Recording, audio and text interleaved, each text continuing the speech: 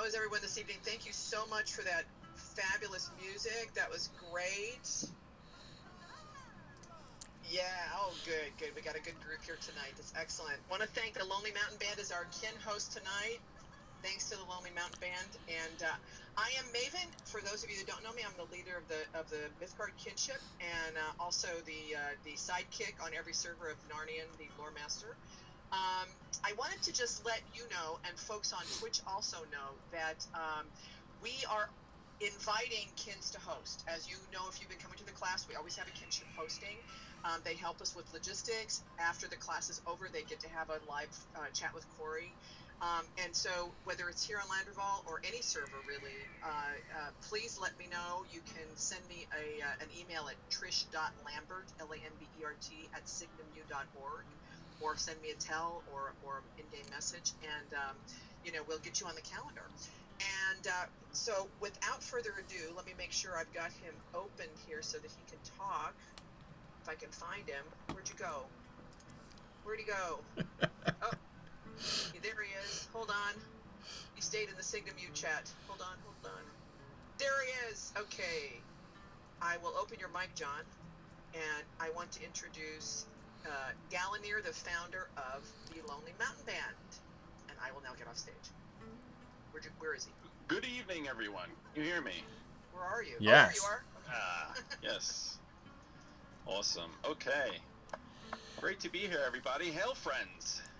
May a star shine upon the hour we have here tonight, or maybe 3 hours of our meeting. I am Galen here of the Lonely Mountain Band, founder of the Lonely Mountain Band Kinship. I am very honored to be here tonight representing the Kinship and my fellow players on the Landreval server, and also to be welcoming you to episode 5 of exploring the Lord of the Rings in this really amazing sub-creative celebration that we call Lord of the Rings Online, with our guide, the Tolkien professor, Dr. Corey Olsen, Signum University, and the Mythgard Institute. To give you a little background, if you don't know, about the Lonely Mountain Band, I started this kinship way back in March of 2008, March 26, actually. But it was so close to March 25th. I think we tend to celebrate on the 25th, and the anniversary of the ring being destroyed. So it's quite amazing to think that we're actually approaching our 9th anniversary coming up this March, playing this game, finely crafted game in Tolkien's secondary world. Actually, in fact, Lotro itself is about to celebrate its 10th anniversary. That's pretty amazing to think about that as well. And it's really heartwarming indeed to still be enjoying an MMO-style game after this many years. And I'm really excited, and I'm sure all of you are, to be able to explore the books like this in a scholarly fashion through the Mythgard Institute, to have this beautiful virtual classroom of Middle-earth itself. So if you play Lotrol already, or perhaps after seeing these videos you are considering trying out the game, the Lonely Mountain Band Kinship is always welcoming new members. We have a very active kinship. We have weekly and monthly events, and even large annual events like the upcoming Weatherstock. In fact, Weatherstock 9, I believe we're already up to, is coming up this summer in July, I believe. So if you'd like to join us, just make a character on the Landreval server. You can also just go to alesandtales.com, just like it sounds, alesandtales.com, to find out more about our adventures. You can join the forums there and just say hello. But before I turn it over to Professor Olsen, I'd like to share again how happy I am to see the Tolkien professor so involved in Lotro now, and the Mythgard kinship. I fondly remember back in, I think it was all the way back in 2010 or so, when I first tried to convince Corey to start playing Lotro. And it's funny because he kindly refused to try the game.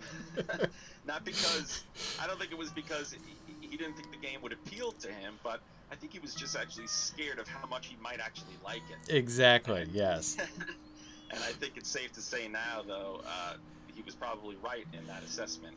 But I'm so glad that others have joined the chorus since then and convinced him to go on this grand adventure with us. And in this way, I think art really does imitate life. And I think we can all agree in saying it's a dangerous business, Professor Olsen. Logging into Lotro. You click play, and if you don't keep your feet, there's no knowing where you might be swept off to. Absolutely. Absolutely. So, without further blathering from me, I'm honored to introduce you, our explorer-in-chief, the Tolkien professor, Dr. Corey Olsen. Very good. Thank you, John. And it is true, that certainly John and some other members of the Lonely Mountain Band kinship were a big part of convincing me to play, and they had tried for many years. And certainly the Lonely Mountain Band and, the friends that I've had in the Lonely Mountain Band were certainly the reason why I chose Landreval for my server, the primary server that I made my characters on when I began. So always good to hang out with you guys again. All right. Well, this evening we have a really important topic to discuss, because tonight we're going to talk about, we're going to look closely at the passages which provide the answer to one of the questions which I've probably gotten as much as I've gotten any other question. I mean, of course, I get the classics all the time, like who is Tom Bombadil and do Balrogs have wings? But for those of you who've been listening to my podcast all the way back for like the last 9 or 10 years, may remember the very first Q&A session I ever recorded was on those two questions, because I still get them all the time. But one of the most popular things, apart from those core basic questions, one of the most popular questions people very, very often ask me is, what's up with Gandalf figuring out, or taking so long to figure out, the identity of the One Ring? That he seems to, like, why is this so hard for him, right? Process of elimination would seem to make it obvious much more soon. So the question is, how much does Gandalf know, and when does he know it exactly? So that's what we're going to talk about here today. I think Gandalf's knowledge is our topic here today. And I am really excited to take a careful look at these passages, because I will tell you, as is almost always the case, as I've said before, when I do this, when I really sit down to work my way through these passages slowly, as we've been doing, I always notice all these things that I didn't notice before. And so I feel that I have myself a much clearer answer to that question than I've ever really had before. But first, as we did last week, I want to begin with addressing a couple comments and questions that were raised on the forum. And just quick, let me remind you of interaction methods. Again, I know we're still fairly new at this. If you go to our Discord channel and click on the text channel Lore Hall questions for Corey, that's where you go, and that's where I'm going to be seeing your comments. I can see the Twitch chat, but I have a hard time keeping up with it. So we're basically leaving the chat on the Twitch channel for people to talk amongst themselves. But if you have a question or a comment for me, then please do put it in the Lore Hall questions for Corey, and please restrict that to questions for me, so that I don't have hard enough time keeping track of everybody's comments and stuff as we go along. So that'll be good. And we do have the forum, lotro.mythgard.org, for you to be able to go and post questions. In the questions for Narnian section particularly is what I pay special attention to. People responding to things that we talked about in class, or people making observations that they want me to address at other times. So let's start off with a couple of these in my notes and queries section that I began doing last week. Okay, so this is two comments from T. Thurston, who's full of good comments and questions lately. And he says, he just got back from listening to session 3. In it, Narnian reads the line, "It came to me" several times. This is a minor inflection issue, but I wonder if it might convey a slightly different and perhaps more interesting meaning if it were read with the emphasis on me, as in, "It came to me." In this case, the meaning is that, of all the members of Thorin's company and goblins in the goblin tunnels, it was me the ring came to, not Gandalf, not any of the dwarves or any of the goblins, but me, the hobbit, so of course it's mine. And Thurston, I agree with you. I think Narnian may have inflected it poorly, but I do agree with that. Really, either of the two primary words, right? I think that if you say, "it came to me," or if you say, "it came to me," both of those emphases, I think, really fit and work really well, right? If you emphasize came, right, which I'm pretty sure is how I emphasized it when I read it. It came to me. The emphasis is on the volition of, like, either the volition of the ring or some sort of marker of destiny, right? In either case, the point is Bilbo claiming ownership, right? You know, staking a claim, being able to say, this is, I definitely have the right to this, right? So if he says it came to me, what he's saying is, I didn't take it, right? It's not just something I illicitly grabbed. It came to me, right? Either of its own free will, or more likely, like, it was destiny, right? That brought it to me, and therefore it belongs, and therefore it's rightly mine, right? Or again, Thurston, as you say, it came to me, right? I'm the one it came to, and so therefore it's designed for me. Again, I think really in either case, the emphasis fits what Bilbo is really saying there. So I don't actually myself have a really strong opinion. I kind of prefer the first one because I think the fact that it came to somebody, like the fact that it was him that it came to, is like a given in a sense, right? What's not a given is the fact that he didn't steal it or something, right? Which is what Gollum accused him of, and which he's going to bring up immediately afterwards. But rather, it came to me. I didn't take it, right? So that's why I tend to emphasize that, because that seems to be sort of the distinction or clarification that Bilbo seems to be making there. But again, I think either emphasis works. And Thurston's other comment: in the Scouring of the Shire, we read that Farmer Cotton's house was down South Lane from the Green Dragon, seemingly nearby.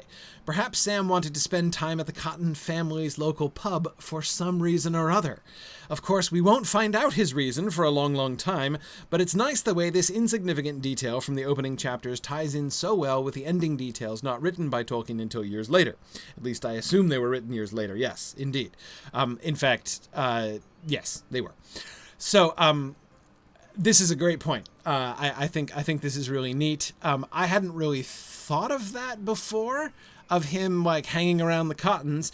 But one thing I will say, Thurston, is that Sam's character, though not one of the original characters in the story, that is in the first drafts, there is no Sam Gamgee. He comes in later revisions of the story.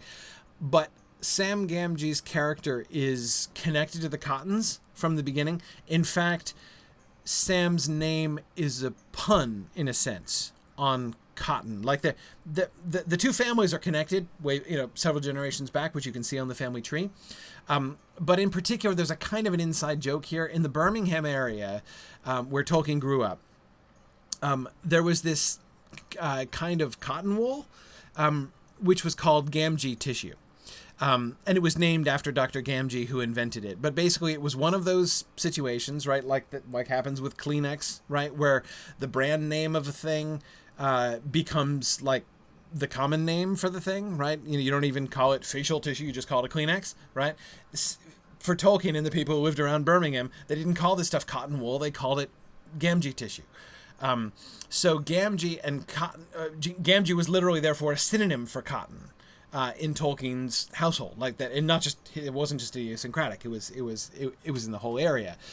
So the name Gamgee in that way was and this of course leads to some funny results. There's a really cool letter that is in Tolkien's collected letters, because of course, since Gamgee tissue was a real thing and named after a real person, there was of course a real family named Gamgee in the area, the family of the dude who invented it.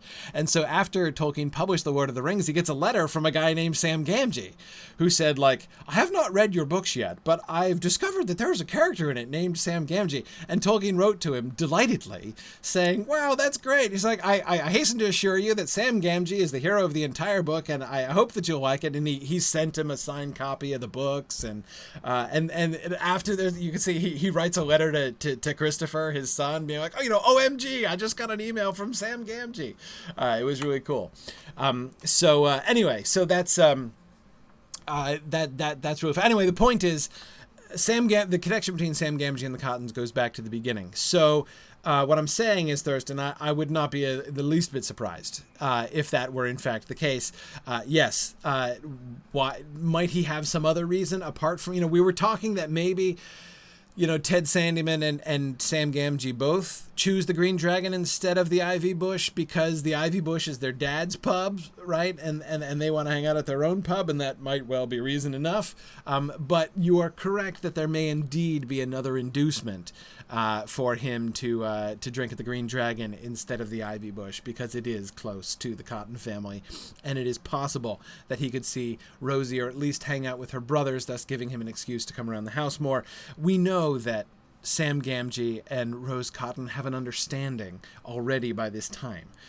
So it's, at least in the story as it is unfolded later on, we know that that's a thing. So nothing could be more likely, I would say. Okay, anyway, so 2 more. Okay. From time to time, Professor Olsen has commented on the casting of a very young Elijah Wood as Frodo in Peter Jackson's Lord of the Rings movies. Rereading the first few pages of The Shadow of the Past, I noticed this passage for the first time. Good on you for noticing stuff for the first time, reading carefully. That's excellent. As time went on, people began to notice that Frodo also showed signs of good preservation. Outwardly, he retained the appearance of a robust and energetic hobbit just out of his tweens. Some folk have all the luck, they said, but it was not until Frodo approached the usually more sober age of 50 that they began to think it queer. I don't know enough about acting or directing to judge Wood's performance, but I think they might have got the actor's age right. First of all, Deedlebaum, thank you very much. First, I would like to thank you for quoting one of the only paragraphs on the first 4 pages of Chapter 2 that I didn't put on a slide last time. So there we go. We now have pretty much the complete package, and I appreciate your filling in the gaps there. But my main comment about this, you're absolutely right. You're absolutely right in one sense. That is, you're absolutely right that Frodo should look young because of the good preservation thing, right? I mean, he does, retain the appearance of a robust and energetic hobbit just out of his tweens. The idea that Frodo Baggins should look young, therefore, is appropriate. And if they had done it the way that you sort of suggest, right? That is, you're sort of speaking like as if more were made of the tension on screen, right? That is to say, the tension of people like Bilbo and Frodo looking way younger than they should be, right? I mean, if people kept commenting on the fact that, like, you look like a teenager, but really, you're not. You're very much older. That would have been interesting, and I think that could have been done really interestingly. And Deedlebaum in the same comment was pointing out that it would have been really cool if they'd cast a really young Bilbo, right, who at the party should look still 50, right? Hobbit 50, right? So he should still look like a hobbit barely entering into middle age. And if you had him standing there next to Otho Sackville Baggins, who's younger than he is and yet looks 40 years older, that'd be kind of cool. Actually, I think that'd be really neat. The problem is that the movie didn't do that. The movie simply made Frodo young. Again, it's not exactly that I object to Elijah Wood. Not that I object to his acting. I thought he was fine. Nor that I object, again, to his appearing young. But there was no tension. He was not an older hobbit who just happened to look like a teenager. He was a teenage hobbit. I mean, he was legitimately the youngest of the hobbits, right? And acted at many points. I mean, he kind of aged as time went on, but I'm not saying it's necessarily a bad thing. It's something they can do, and they pulled it off well, and it works well in the films. But it's a major change, is all I've said, is that Frodo is not only 50 when the story begins, but he's significantly older than the other hobbits, and they all look up to. He is very clearly the senior hobbit of the 4 that are on the journey, and that element really gets lost. He's not clearly the senior hobbit. I mean, really, Merry is the one who kind of acts like the senior hobbit in the films. As much as any of them are, none of them act totally mature all the time, but Merry seems to me to be the one who acts the most mature most of the time, until Frodo grows in stature as the films go on. And of course, they took out the gap. They took out the time gap, right? Between chapter 1 and chapter 2 in the Fellowship of the Ring, as we've seen, right, in the midst of that, in that passage that Diedelbaum was quoting there, 17 years pass, and 17 years do not pass. When Gandalf returns and chucks the ring in the fire in the film, it's I don't even know, some indeterminate but small number of years have gone by. So, or number of months, maybe weeks, I don't even know, but it's not 17 years. That time doesn't pass. So anyway, all right. Let's, okay, one more. Okay. As I was listening again to last week's discourse on the conversation between Ted Sandeman and Sam Gamgee, I was struck by the way Ted was so desperate to shut down all conversation about queer things you do hear about. And it occurred to me that it won't be so very long in story terms until he's knocking down his old mill and building a new one up to his furry ears in cahoots with Lotho. As a consequence, I was wondering when these cahoots got started. Is Ted already engaged in those shady practices with Lotho, which ended up with the latter owning so much that wasn't good for him, and worse for so many others? Do we know when Sharky's plans originally started to roll? Was Ted worried that the queer things you do hear about might include rumors that certain hobbits might have been buying up an unreasonable number of properties with nefarious intent, or even that there might be outlandish folks involved? That from Not a Cat, whose avatar in the forum is, of course, a cat. I love this. Love this reading. I had never thought of that. I love it. Love it, because absolutely the chronology works. Farmer Cotton will say in The Return of the King that when Lotho comes into Bag End, he had already begun buying up properties and things. And the money that he gets to buy up the properties comes from his trade with Saruman in Isengard. So we know that Saruman has already begun to take an interest in the Shire in previous years leading up to this.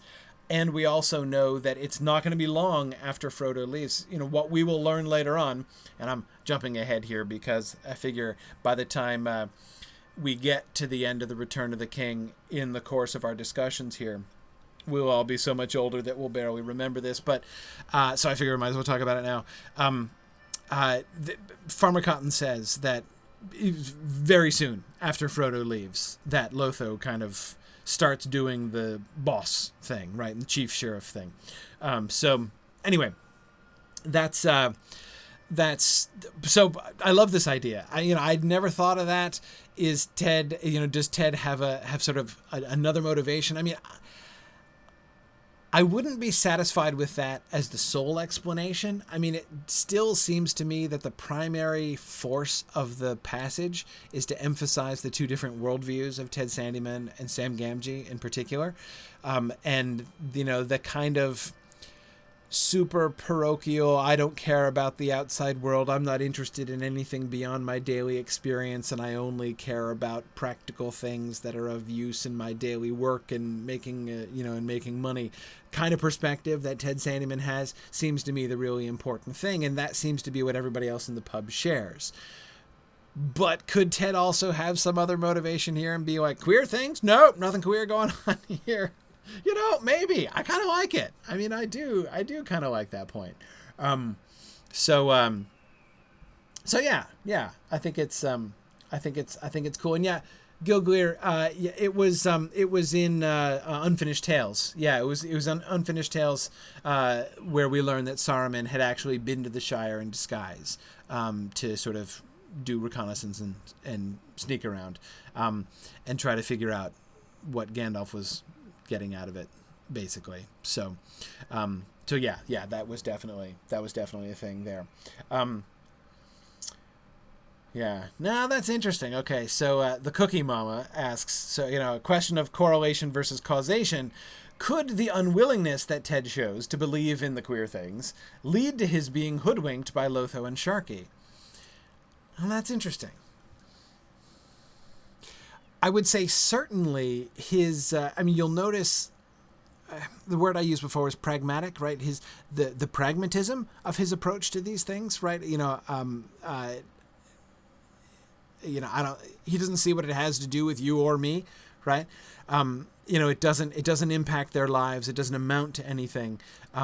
That outlook certainly would seem to lead relatively naturally into the kind of attitude that's going to lead him to, pull down his mill in order to build a bigger, better, more efficient mill, and all that kind of thing. So you can see how somebody with that attitude would be an easier mark for Lotho than somebody with Sam's attitude would be, for instance, even if Sam had stayed around home. But yeah, I think it's a really interesting question.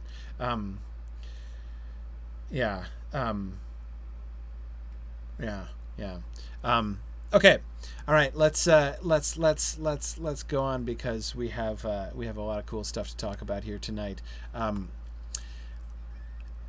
What I want to say first here, as I've said already, this is a question I get a lot.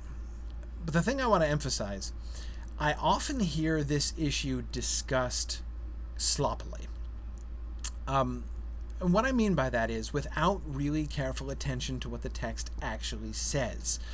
And at the risk of digressing onto a rant, I will run that risk briefly, but I think I can avoid it. I often get kind of annoyed when people spend time trying to find plot holes in Tolkien, or in any other stories for that matter, mostly because a lot of that kind of thinking tends to be sort of mistaken. Some of it tends to be mistaken in, like, misplaced ingenuity. In others, it's not like the person who's pointing out the hole in the plot is taking a position of superior cleverness, right? Like, I noticed a problem with your story that you didn't notice. But usually, I find anyway, most of the time, the cause of, like, what is leading that person to see what they perceive to be a plot hole is their own insufficient interaction with the story itself. Either their insufficient observation of the story itself. Very often, I find that most of the putative plot holes are very frequently contradicted by the story itself. They're just not reading carefully. And even if they are, even if there's no active contradiction, it reflects a lack of imaginative engagement with the story and what the story itself is doing. The biggest example, of course, with this in Tolkien is the whole "why didn't they use the eagles to fly the ring to Mordor," which is, at the end of the day, a really dumb story idea. And I'm awful glad Tolkien rejected that, because that would have been a crappy story. And of course, as Tolkien himself explained, it wouldn't have worked because they'd have been spotted, and Sauron had an air force. Like it's not the solution that people like to think it is. But anyway, I find that really applies here with the Gandalf scene. See, that wasn't that long, because people will tend to first perceive something which I think is again, it's a very legitimate question.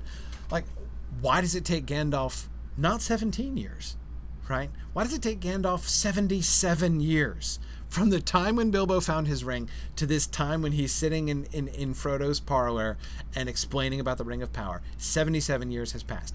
How does it take Gandalf 77 years to figure out what the stupid ring is? Right?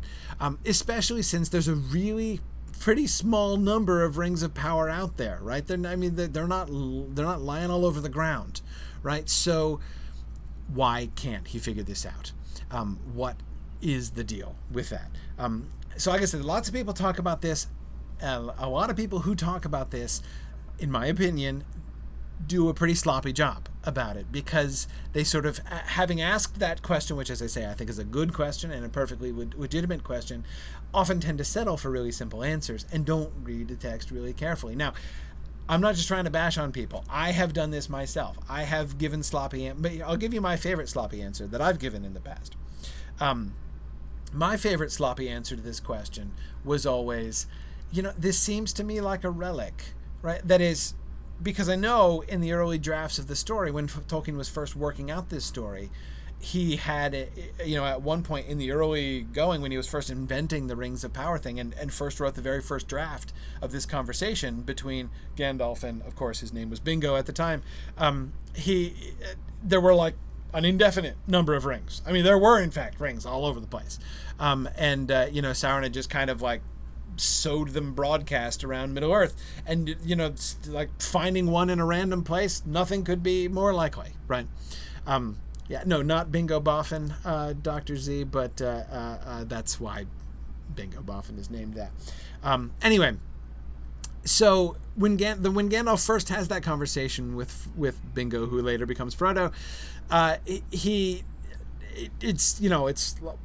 it's not obvious. There is not a clear process of like elimination by which Gandalf could have arrived at which ring it was. And so again, my own sloppy answer had been like, well, maybe like this is just, Tolkien kind of was in this case sort of insufficiently thorough in his retcon, which, as I say, is an almost unforgivably sloppy answer, because that's exactly the kind of thing that Tolkien was super good at.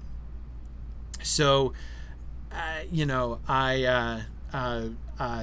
don't like that answer anymore. So tonight, we're going to look and we're going to see what indeed is the situation here. So, okay, we're going to start, as I have on my first slide here, with Gandalf's interest. Note the emphasis that we get about why. So Gandalf returns, right, after Bilbo has left, and watch what happens. It was just at this time that Gandalf reappeared after his long absence. That is, just at the time that Sam was having that conversation with Ted Sandyman. For 3 years after the party, he had been away. Then he paid Frodo a brief visit, and after taking a good look at him, he went off again. During the next year or two, he had turned up fairly often, coming unexpectedly after dusk and going off without warning before sunrise. He would not discuss his own business and journeys, and seemed chiefly interested in small news about Frodo's health and doings. Okay, so notice what we get here, right? What is on Gandalf's mind? What is up with what evidence do we have about Gandalf's outlook before in these early stages, right? During the 17 years between the long expected party, rather, and the shadow of the past, the chapter 2 scene. The number one thing that is emphasized, right? What he is most interested in is exactly, Finn, Frodo's health and state of mind, right? From beginning to end, that's what, he takes a good look at him, right? That's the one thing he pays him a brief visit, and all we're told about the visit is that he took a good look at him and then went away, right? And he makes these fairly frequent but very brief visits. Why? What is he doing at these very brief visits? What is the point of his is he coming to brief Frodo? To keep Frodo abreast of what's going on in the world? No. Explicitly no. Right? He doesn't discuss his own business and journey. He doesn't tell Frodo stuff, right? What does he come for?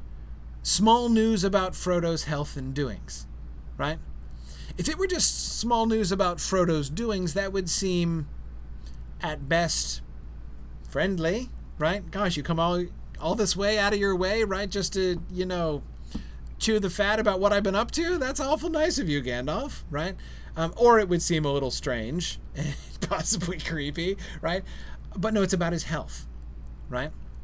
Small news about Frodo's health and doing. So clearly, during these 17 years, whenever what we are told about Gandalf's visits to Frodo is that he is checking in on him personally. How are you holding up, Frodo? Right? He's not telling him anything, right? He's not giving Frodo any indication of anything that's happening, but he is showing a marked interest in Frodo's health and state of mind, right? State of being. Okay, so that's one thing. So yeah, Eternity is suggesting, he's gathering data. Does he seem to be aging as oddly as Bilbo did? Yes. Is he acting queer, as someone else was saying?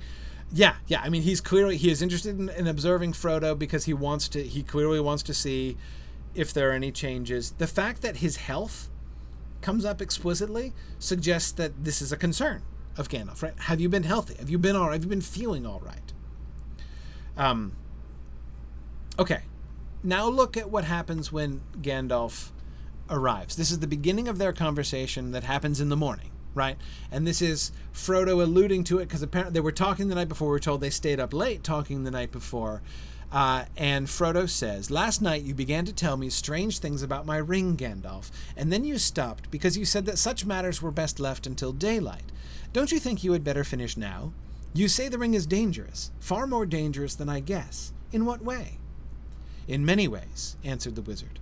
"It is far more powerful than I ever dared to think at first, so powerful that in the end it would utterly overcome anyone of mortal race who possessed it. It would possess him." Now, this is a perfect example of a passage that I have always taken absolutely for granted. Okay, that is to say, I had never given this really a second thought. I was like, well, this is a natural segue into him talking about the rings of power, right? No, it's not a natural. I mean, I'm not saying it doesn't work as a segue, right? It's fine. It's a perfectly acceptable conversational gambit by Gandalf. That's not my point. But my point is, this is not the obvious or exclusive or, simplest way for Gandalf to segue into this. That is to say, let's do for a second what I always tell you not to do, right? I always tell you not to apply what we know from elsewhere, from later on in the story and try to take this fresh as it has come to us here. For a moment, ignore that. For a moment, bring to this everything that we learn about the ring later on, everything that we come to know by the end of the story, right? Knowing what we know by the end of the books. And if we were sitting down and starting this conversation with Frodo, there are a number of ways that we could think of starting this conversation, right? We could say something like,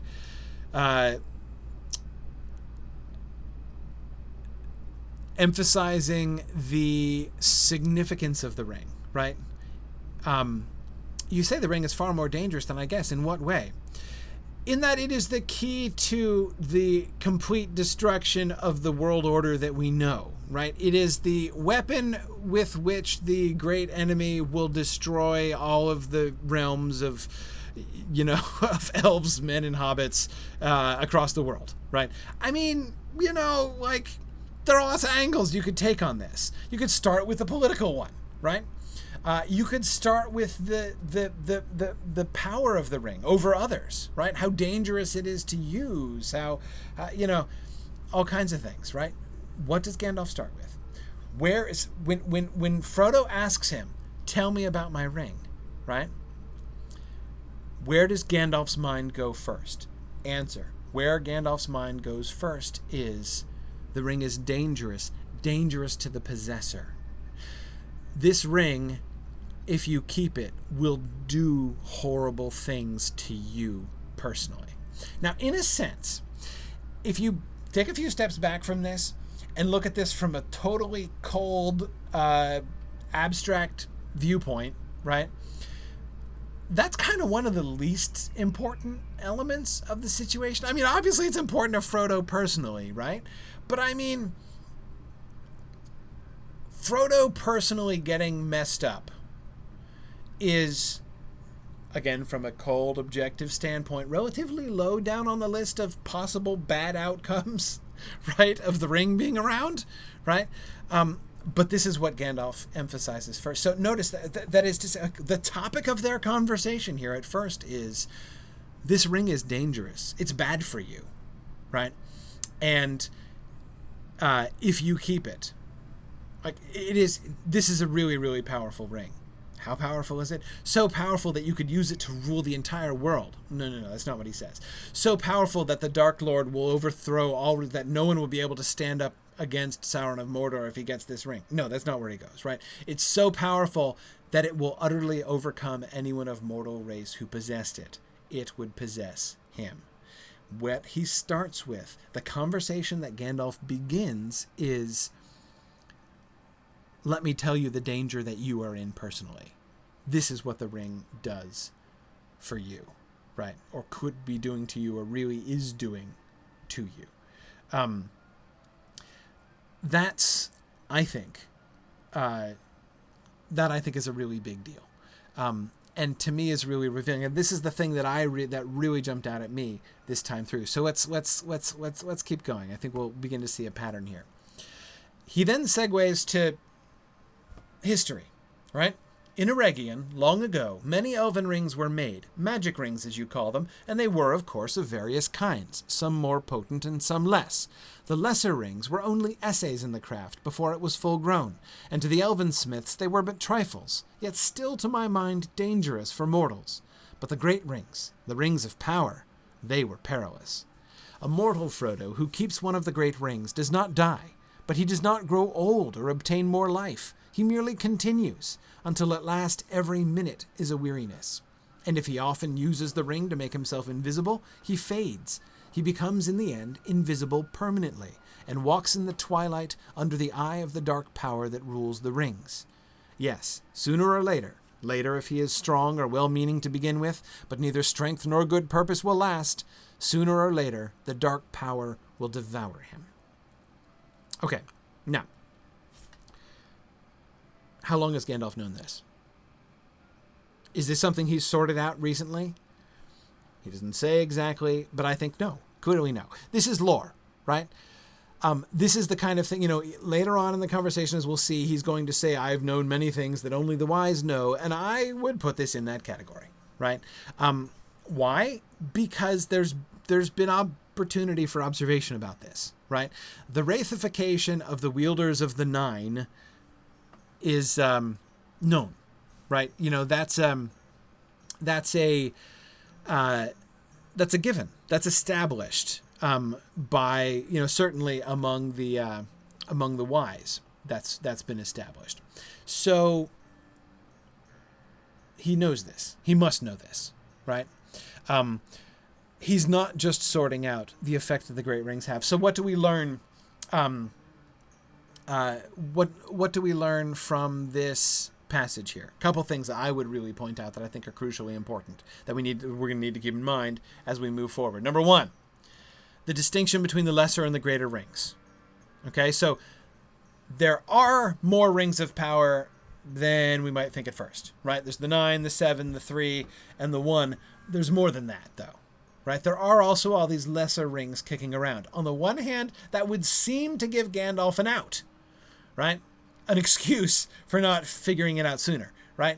I mean, if Gandalf were in the position of saying so yeah, it was a magic ring on the one hand, but on the other hand, there were dozens of magic rings, right? Magic rings were totally a fad among the elven smiths of Eregion, right? I mean, they were making magic rings like they were going out of style, so it could have been any one of those magic. How was I supposed to know it was one of the great rings, right?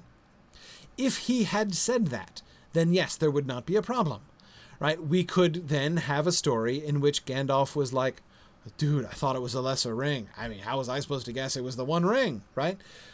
But no, Gandalf immediately closes that possibility, right? As we'll see, he's going to close that, and he's not going to entertain that possibility. So it's not one of the lesser rings.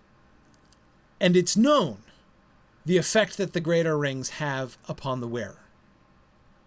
Okay? The great rings give you long life, right? They don't give you more life, but they make you continue until at last every minute is a weariness. Again, how do we know this? What is the source of this lore? The ring wraiths, right? Observation of the ring wraiths has they've probably not been interviewed, right, but they've been observed, and this is the observation that they have made about the current wraiths and the wraithification process. So this is a known thing about the great rings and what happens when a mortal gets and keeps one of the great rings. Okay, so this is a known fact of the great rings. And this is and we know the difference. This is a difference between lesser and greater rings. So presumably, had Bilbo found a lesser ring, there's no reason to think it would make him invisible. For one thing, the invisibility thing seems to be connected again. Becomes in the end invisible permanently, right? Invisibility being associated with the great rings anyway, right? Most likely. So in any case, whatever. If he'd found a lesser magic ring, it certainly would not have led to his good preservation, right? And the possibility that Thurston had raised... no, it wasn't Thurston. The possibility that Dietelbaum had raised earlier about casting a very much younger actor than Ian Holm for Bilbo in Fellowship of the Ring. That would not have happened had it been a lesser ring. So, okay, fine. So, yeah, and I agree. Alya Eru says, mortals seeking to lengthen their lives seems to be a bad thing in general for Tolkien. Yes, when you start messing around there, things go bad very quickly. Yes, and Finn, this is the only place I can think of in the published works that Tolkien refers to the lesser rings. They just don't figure in. There's not a single story I can think of that they figure into. Yeah, I don't think so. I don't think there's any reference to them. Karita wonders why the lesser rings are still dangerous to Gandalf's way of thinking. I don't know. And we know nothing else about the lesser rings other than what is said in that singular paragraph right there. So your guess is as good as mine. My guess would be just the fact that they do convey some kind of magic power, and that's probably dangerous. Yeah.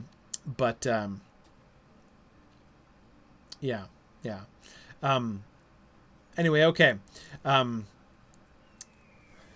Yeah. Okay, I see.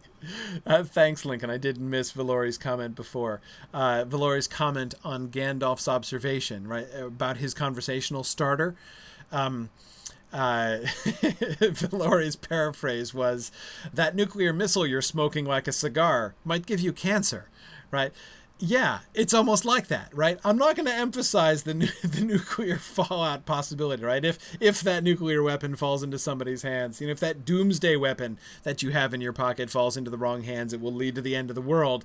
What I'm going to emphasize is the fact that it might also, it might also give you long-term radiation effects, right?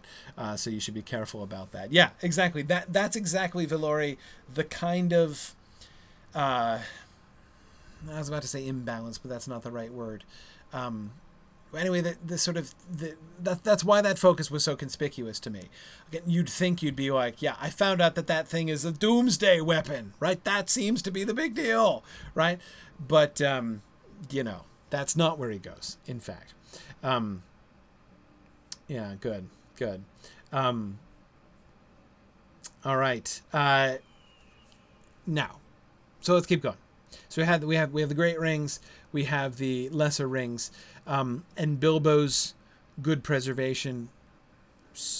Clearly, from this description, it seems pretty clear that assuming that Gandalf has known this at least for decades, if not for centuries, and there's no reason to think he hasn't known this, right? That he hasn't had the lore about the rings and the ring wraiths available to him, right? So he must have known this.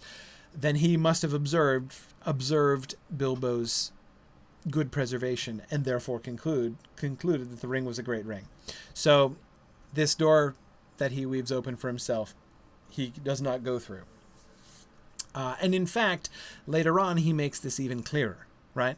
And this, I think, is the passage which puzzles people more than any. This is my guess. From what I've heard from people, I think that this is the passage people do remember, which confuses them most in trying to understand what the heck is going on with Gandalf, right? And this is later in the chapter. He says, the three, fairest of all, the elf lords hid from him, and his hand never touched them or sullied them. 7, the dwarf kings possessed, but 3 he has recovered, and the others the dragons have consumed. 9 he gave to mortal men, proud and great, and so ensnared them.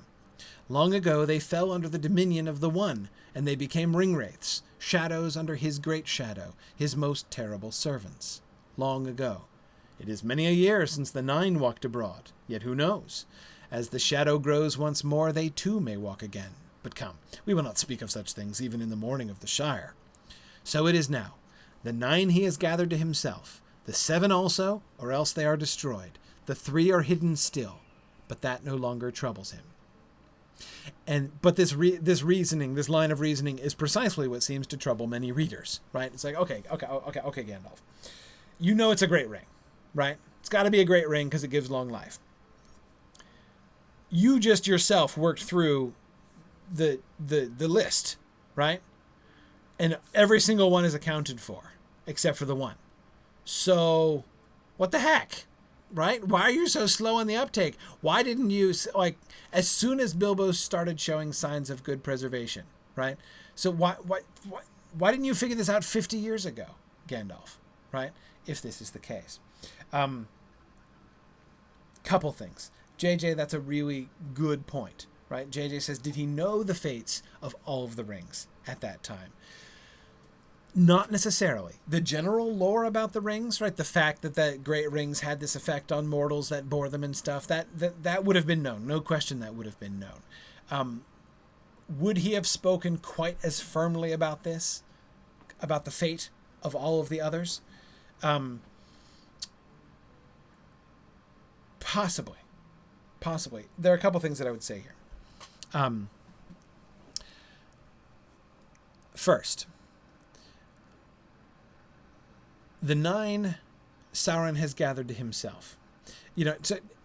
Well, let me back up a second.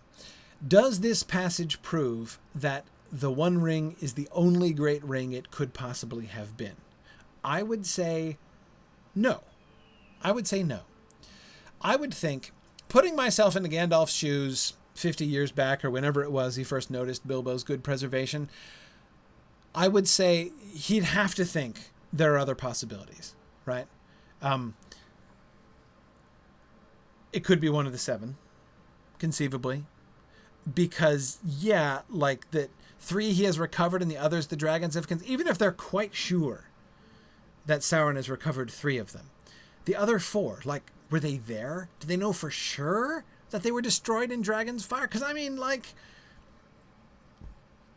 Were there eyewitnesses, surviving eyewitnesses that can definitely attest? Like, I saw the ring melt into slag when the dragon attacked. Like, you gotta think there's at least some room for doubt there, right? That when Gandalf noticed this, at first, he's got to at least be thinking, all right, I gotta leave that open. It's a possibility, right? Maybe one of the 4 isn't accounted, or one of the 7, one of those 4 surviving of the 7, or maybe surviving of the 7, are still available.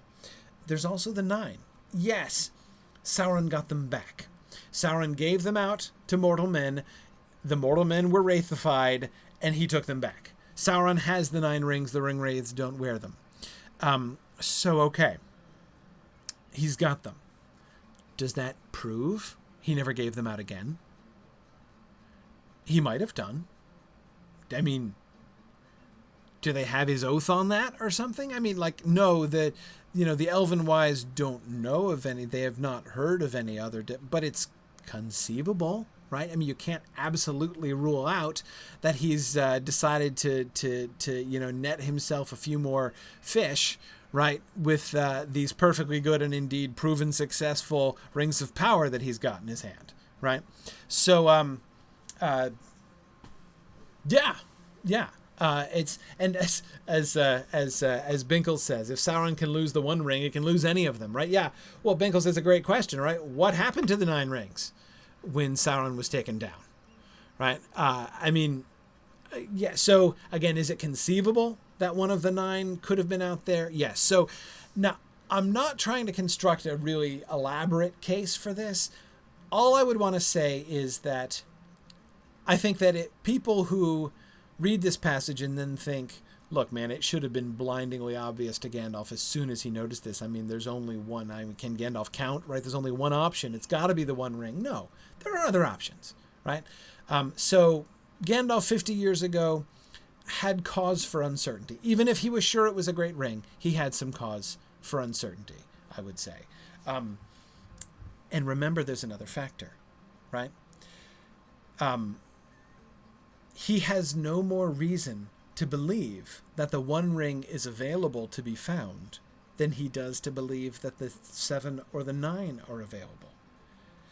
It's not that the situation was not the 3 are accounted for, the 7 are accounted for, the 9 are accounted for, the 1 is on the loose, and there's this random great ring we found, right? But I don't know what it is, right? That's not the situation.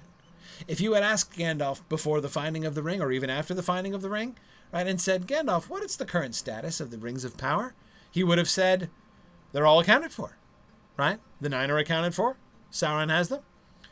The 7 are accounted for, right? 3 Sauron has recovered, and 4 the others the dragons have consumed. The 3 are accounted for. We know where they are. The 1 is accounted for.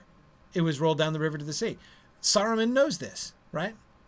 Saruman has done research on this. He is the expert. And he's not just suspected, he has stated. He's like, according to his research, he can tell you what happened to the One Ring. It's at the bottom of the ocean. So frankly, which is more likely, right? Is it more likely that Bilbo randomly found the One Ring at the roots of the Misty Mountains when it was supposed to be at the bottom of the ocean? Or that it could, I think as a couple of people were saying before, since it was found at the bottom of the Misty Mountains, like that kind of says dwarf ring, doesn't it? Right? Gandalf knows it's not the Ring of Thror, or the Ring of Thran, really. It's not the Durin's clan ring, because he knows. He talked to Thran, and he knows, and he knows that it was taken from Thran with Torment in Dol Guldur, so he knows that Sauron has that one. But it could have been could be another dwarf ring, right? Brought there by goblins. So who knows? Maybe they brought it down from Gundabad. Could be any number of things, right? But certainly that's got to look, on the face of it, more plausible than the idea that it's the One Ring, when everybody knows, because Saruman has told them, that the One Ring is at the bottom of the ocean, right? So this passage, I think, is not quite so cut and dried as it would seem to be at first. Now, let's go back. As I said, this was kind of jumping ahead because I wanted to address this general sort of process of elimination issue before we go back and continue looking carefully at the conversation as it unfolds. So remember, Gandalf's beginning, right? This ring is a big deal because it will come to possess you in time. How long have you known this? This is right after Gandalf has done his Ineregion speech, right, and explained about how about the Rings of Power and the Great Rings. How long have you known this? Asked Frodo at length. And how much did Bilbo know? Bilbo knew no more than he told you, I am sure, said Gandalf. He would certainly never have passed on to you anything he thought would be a danger, even though I promised to look after you. He thought the ring was very beautiful and very useful at need, and if anything was wrong or queer, it was himself. He said that it was growing on his mind, and he was always worrying about it, but he did not suspect that the ring itself was to blame, though he had found out that the thing needed looking after. It did not seem always of the same size or weight. It shrank or expanded in an odd way, and might suddenly slip off a finger where it had been tight. Yes, he warned me of that in his last letter, said Frodo, so I have always kept it on its chain. Very wise, said Gandalf. But as for his long life, Bilbo never connected it with the ring at all. He took all the credit for that to himself, and he was very proud of it. But though he was getting restless and uneasy, thin and stretched, he said, a sign that the ring was getting control. Now, here's the thing I notice here. And again, this is in that line of things I noticed for the first time looking through this carefully this week. Gandalf doesn't answer the question. Remember, let's go back for a second. He starts off saying, far more powerful than I ever dared to think at first, so powerful that in the end it would utterly overcome anyone of mortal race who possessed it, it would possess him. Right?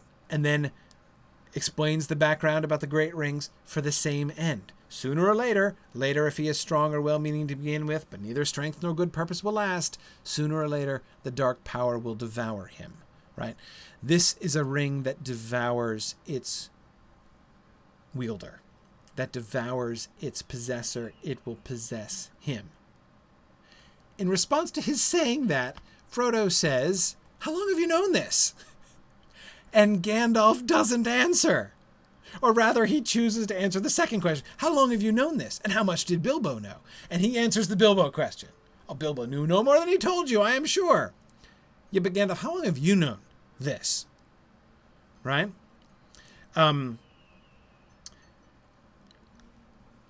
Yeah, Gilgul, he does answer in the genuine Gandalf fashion. It's true.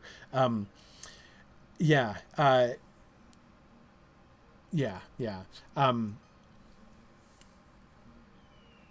But I don't think he's just being cryptic here.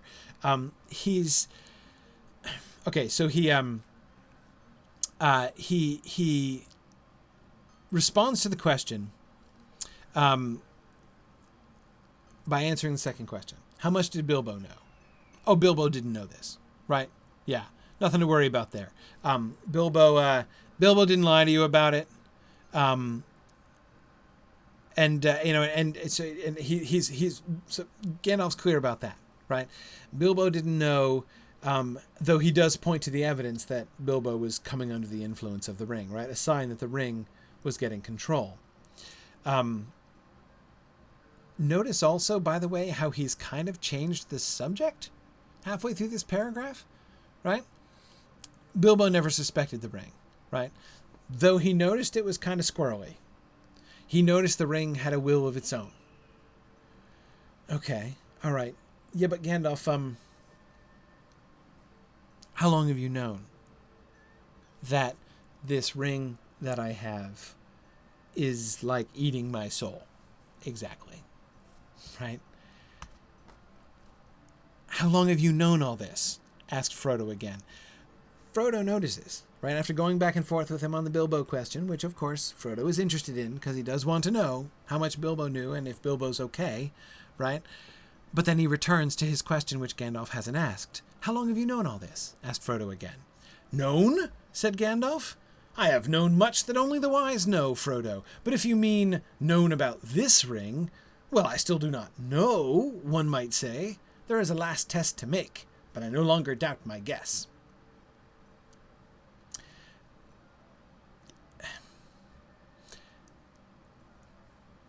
Does that seem a little dodgy to anybody?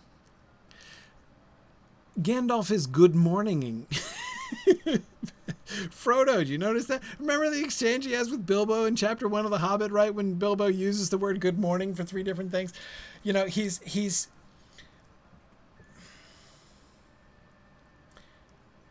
doesn't straight up answer the question. Even he's not just avoiding it, right? He's not going to permanently dodge the question. But he seems really kind of reluctant to just come out and answer this question.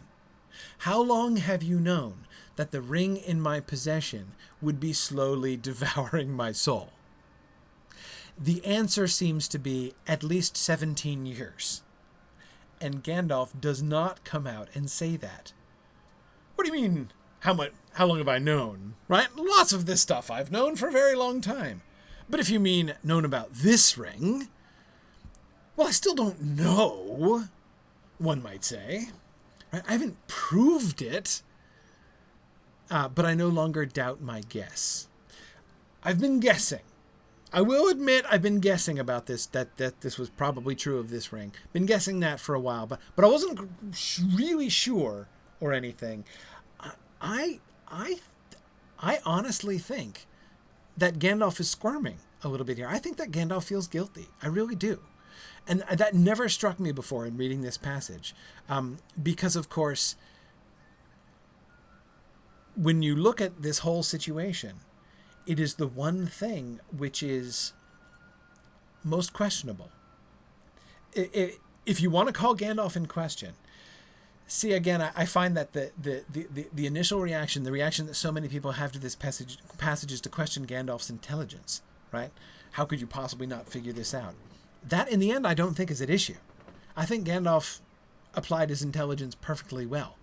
I think what's at question is Gandalf's willingness to throw Frodo under the bus, right? If you knew that this thing was this dangerous to the possessor on the day I came into possession of it, why did you not warn me? Right? Why have you let me go on possessing it for 17 years?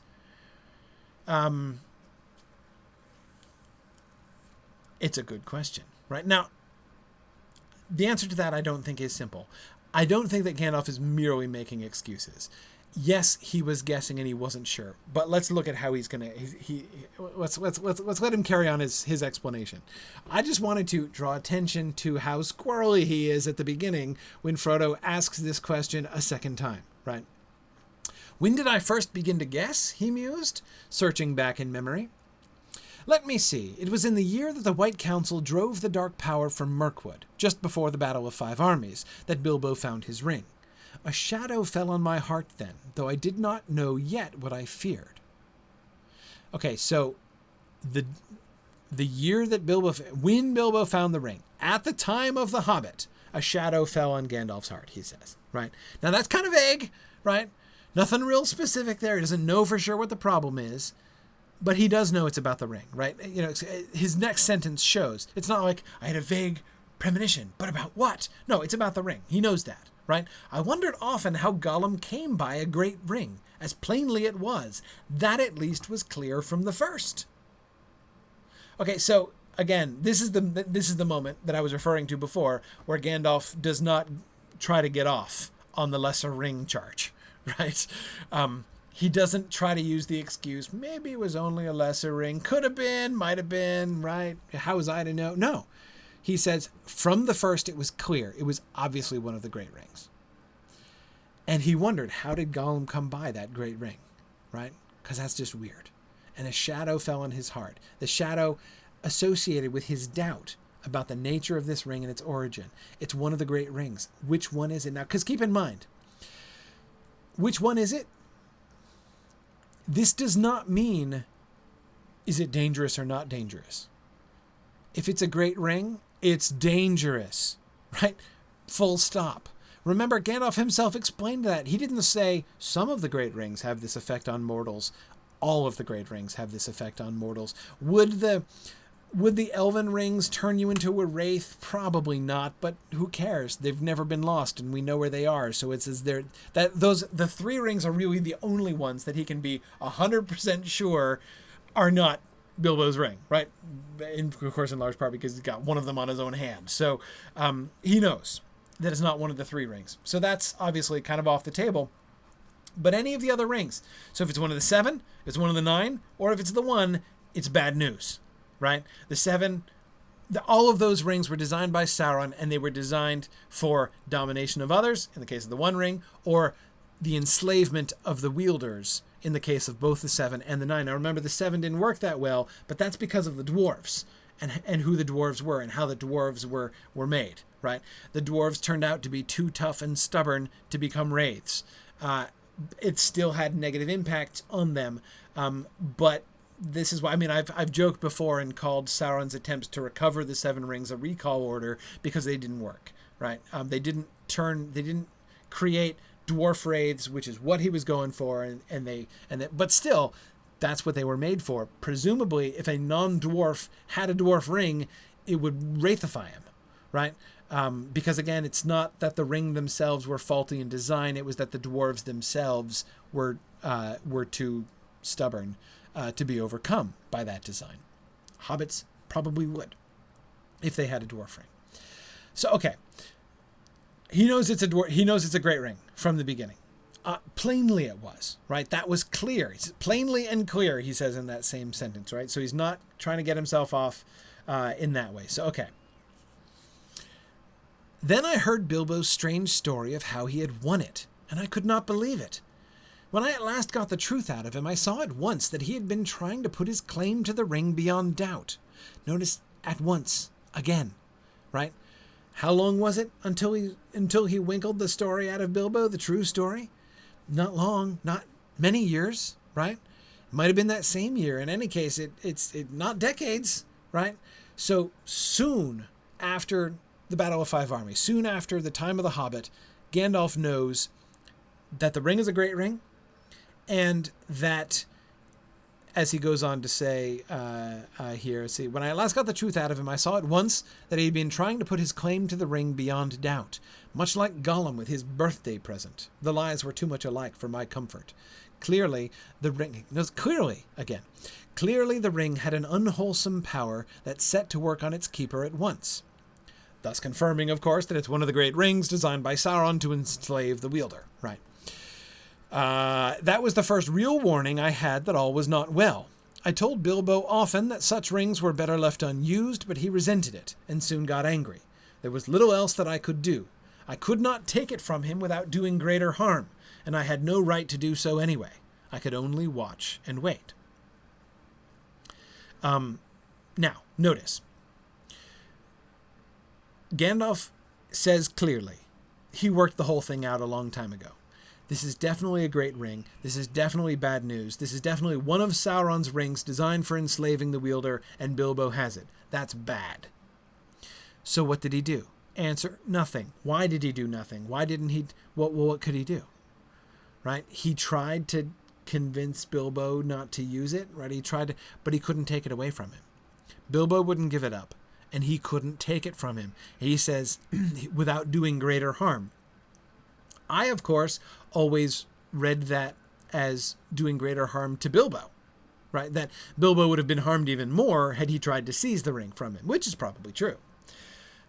But of course, he might mean that in a bigger sense as well. If he took the ring from Bilbo, think about what that would mean. Who would become the possessor of the ring then? Gandalf. How would Gandalf be beginning his possession of the ring? By taking it by force from a friend. In fact, it would have been Smeagol and Diegol all over again, except less of an even fight, right? Yes, much greater harm would have been done because the ring itself would have been given a much greater power over Gandalf had he in fact acquired it with really good motives, but under those circumstances, yeah, that'd have been a complete catastrophe. Gandalf knows enough to suspect that, right? Taking it by force is bad news. How do you know it's bad news? Because I had no right to do so anyway, right? That's kind of your first warning, right? Gandalf is playing it safe and saying, let's not try to justify the means by the ends, right? Which is generally a good call. In Middle-earth, that almost always turns out to be true. So, okay. So let's see. Torrendur is saying, is this less of an evasive defensiveness and more of a moment of candor and vulnerability from Gandalf about the frustrating predicament of dealing with this great ring? Oh, we definitely get that, Torrendur. I'm not trying to suggest that I think that Gandalf is being evasive and unreliable all the way through. From this paragraph I've been reading, from when did I first begin to guess, I do think that Gandalf is being open and candid. What strikes me is that first paragraph, which I really think is Gandalf saying, I don't really want to just come out and answer that right off. Right? He'll get around to it, but he doesn't want to go there. And I think it feels awkward. I think it feels guilty. Gilganthir, exactly. I mean, the disaster that could have happened had he tried to take the ring, this would have put him on the fast track to becoming Sauron's rival, absolutely. Like Gandalf seizing the Ring of Power from Bilbo by force would have been like the fulfillment of the Ring of Power's ideal dream, right? Okay, all right. More. I might perhaps have consulted Saruman the White, but something always held me back. Who is he? Asked Frodo. I've never heard of him before. Maybe not, answered Gandalf. Hobbits are, or were, no concern of his, yet he is great among the wise. He is the chief of my order and the head of the council. His knowledge is deep, but his pride has grown with it, and he takes ill any meddling. The lore of the Elven rings, great and small, is his province. He has long studied it, seeking the lost secrets of their making. But when the rings were debated in the council, all that he would reveal to us of his ring lore told against my fears. So my doubt slept, but uneasily. Still I watched, and I waited. Okay, so what is Gandalf revealing here? First, a shadow fell on his heart. What I think he's saying, he knows it was a great ring, right? And there is something deep inside Gandalf that is telling him, it's the One Ring. This is totally the One Ring. He's suspecting that. So he's guessing that, at least in the back of his mind, he's suspecting that from the very, very beginning, right? And that's why he says that his doubt slept.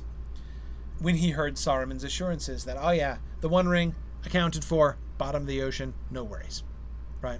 The bottom of the ocean thing doesn't get quoted until the Council of Elrond, so I'm kind of cheating and saying that. But anyway, he does say that everything he would reveal told against my fears. By the way, side note, why didn't he consult Saruman the White? What held him back? Is this suggesting that Gandalf is already distrusting Saruman?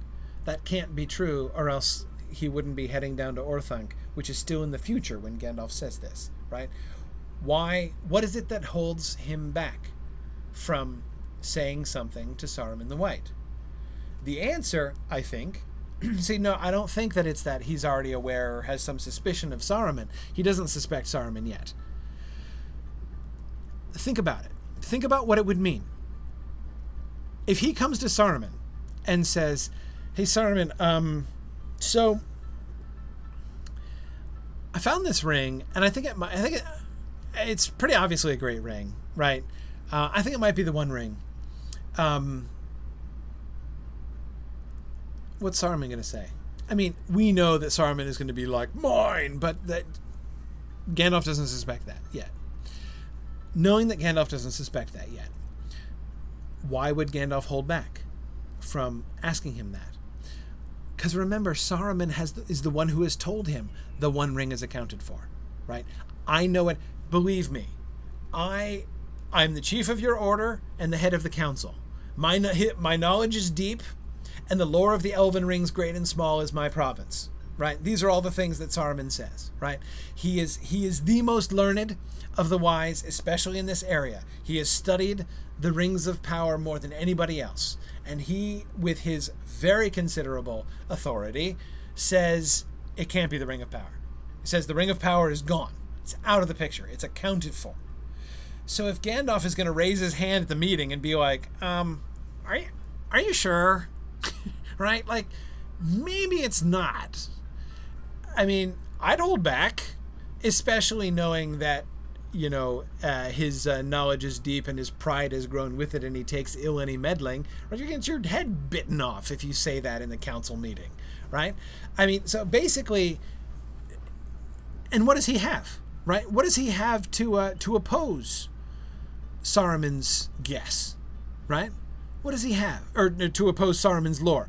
Just his guess, right? His, vague, he'd be like, hey, Saruman, I know you've been studying this for, centuries and stuff, but I gotta tell you, a shadow has fallen on my heart, and I'm feeling it, man. I think the One Ring is at large. Kind of weak. Right? I mean, that's kind of weak. Saruman is probably not going to have, again, even if we were assuming that, even imagining a situation in which Saruman was not a traitor, Saruman would be pretty cheesed off by that. You got to think he would be, right? I'd be like, oh, I'm sorry, Mr. Intuition. If a shadow fell in your heart, let's throw the findings of my centuries of research right the heck out the window, shall we? Right? So, yeah, he holds back, right? He doesn't talk to Saruman about it. He does, and again, it seems he has the assurance that the One Ring is out of the picture. It can't be, right? So he watched and waited. He knew all along it was a ring of power. He knew all along it was a great ring, and therefore dangerous. It's at least one of the 7 or the 9, right? And those are bad news for the wielders. But he's keeping an eye on Bilbo. And what else is he going to do? Take it from him by force, right? What can he do? Keep an eye on him. That's what he can do, right? Watch and wait. That's what he can do. So that's what he's done. Yeah, John O'Sclass, I agree. An unfallen Saruman would not believe Gandalf at all. Exactly. And all seemed well with Bilbo, and the years passed. Yes, they passed, and they seemed not to touch him. He showed no signs of age. The shadow fell on me again, but I said to myself, after all, he comes of a long-lived family on his mother's side. There is time yet. Wait, and I waited. Until that night when he left this house. He said and did things then that filled me with a fear that no words of Saruman could allay. I knew at last that something dark and deadly was at work, and I have spent most of the years since then in finding out the truth of it. Okay, so as soon as he found out the truth about Bilbo's ring, he suspected. He had a dark guess, a dark suspicion. Maybe this is the One Ring. It's definitely a great ring, maybe the one. But he doesn't have real good reason to think that. And Saruman keeps saying, look, my research tells you, I'm telling you, I can prove it. It can't, the One Ring is accounted for. So, okay. I'll watch him. I'll wait because there's nothing else I have the right to do anyway. And then 60 years pass. Then chapter 1, right? Conversation that we looked at 2 weeks ago. Bilbo's doing the whole my precious thing, right? And the whole back and forth, and my hand is not obviously under my own control, and all the stuff that we saw, the evidence that of the kind of power that the ring has over him, right? And at that point, that's when he says he knew, right? He knew. Now, the shadow fell on him again, right? The shadow fell on him again as he watches Bilbo not age. Confirms it, man. Definitely a great ring. Something dark and deadly is definitely a work. And he begins to clearly begins to suspect. And Binkles, yes, the other great rings would make Bilbo long-lived. Certainly the 9. That was the whole gig with the 9, right? Clearly, when Sauron dangled the 9 rings in front of the human kings who ended up taking them, it was like immortality, right? That was the lure that he used to get them to take the ring. So clearly, the increased longevity, ending ultimately in wraithification when you become so thin and stretched. Remember the butter in the enormous piece of bread that we were talking about before? Clearly, that's how the 9 rings would work as well. So it's not that this proves that it couldn't be one of the 9, but this, remember, it all started for Gandalf with an intuition anyway, right? Again, the purely intellectual deduction, right? The pure process of elimination doesn't prove anything, because again, you can't prove it's not one of the 7 or one of the 9, as much as they might think they know, right? They couldn't prove it. What Gandalf has been going on all along has not been knowledge, but a hunch, the shadow that was on his heart, right? And at the time of the party, he becomes much more concerned, right? This is a really big deal. It had an effect on him right away, and that effect is really pronounced. This ring that he has is a big deal. Ever since Bilbo left, I have been deeply concerned about you. Yeah. And notice how he immediately said, yes, I've been worried about you, right? He admits, you were in trouble. You've been in trouble, right? You've been in harm's way ever since you took that ring. And I, Gandalf, am now admitting I knew that would happen. I knew that was been happening. But remember, we saw that already. That's why whenever he comes, he's just focused on Frodo's health. How you been feeling? You all right? You holding up okay? Because he wants to make sure that it's not getting too bad too quickly.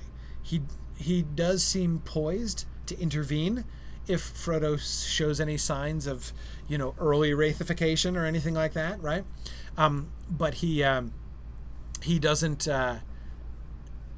see anything overly alarming, right? So he leaves it, right? But notice it's not just here. Now he begins to broaden it. Ever since Bilbo left, I have been deeply concerned about you and about all these charming, absurd, helpless hobbits.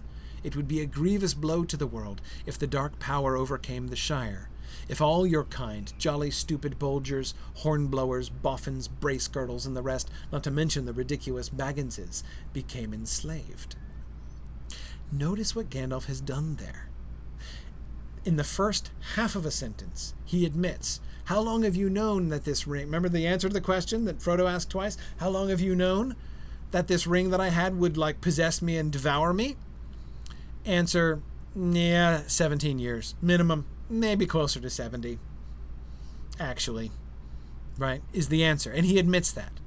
I've been, and says, I've been deeply concerned about you, but notice where he goes from there. Here's the problem, Frodo. It's not just about you. This is not just a we need to find a safe way to dispose of radioactive waste kind of situation, right? I feel bad that I parked that radioactive waste at your house. because it's totally screwed up your genetic material, and I feel bad about that, but it had to be somewhere. So, that's not the situation.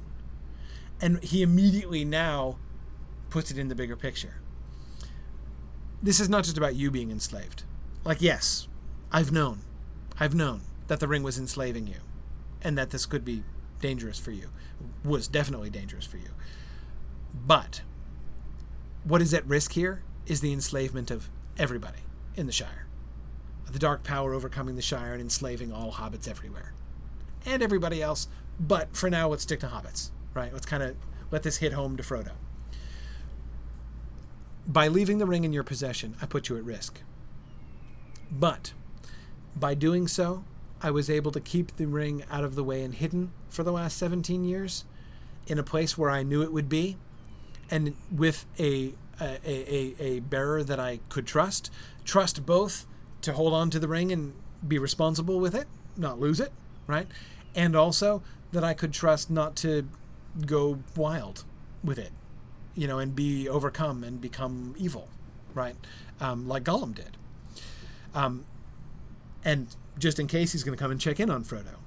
Because it's not just like, are you feeling okay? Are you still healthy? It's like, have you been feeling evil lately? Right? Have you started like spying on people and murdering folks? Just asking, out of curiosity, right? I mean, clearly he's checking on his sort of moral status as well as his physical status and mental status as time goes on, right?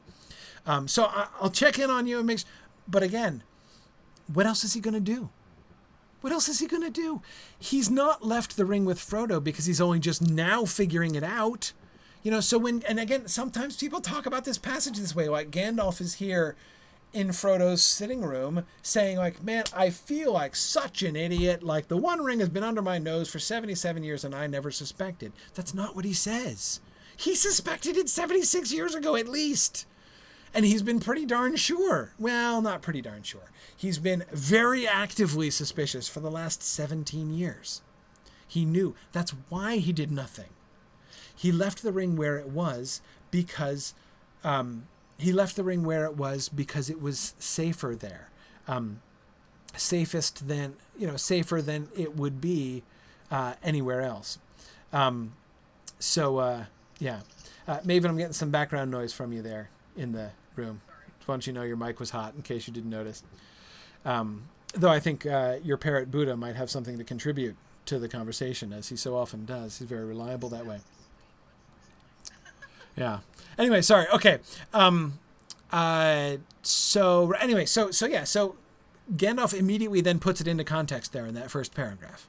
Yes, I left this dangerous radioactive nuclear warhead with you because it was the only thing I could do. What else could I do? I couldn't take it.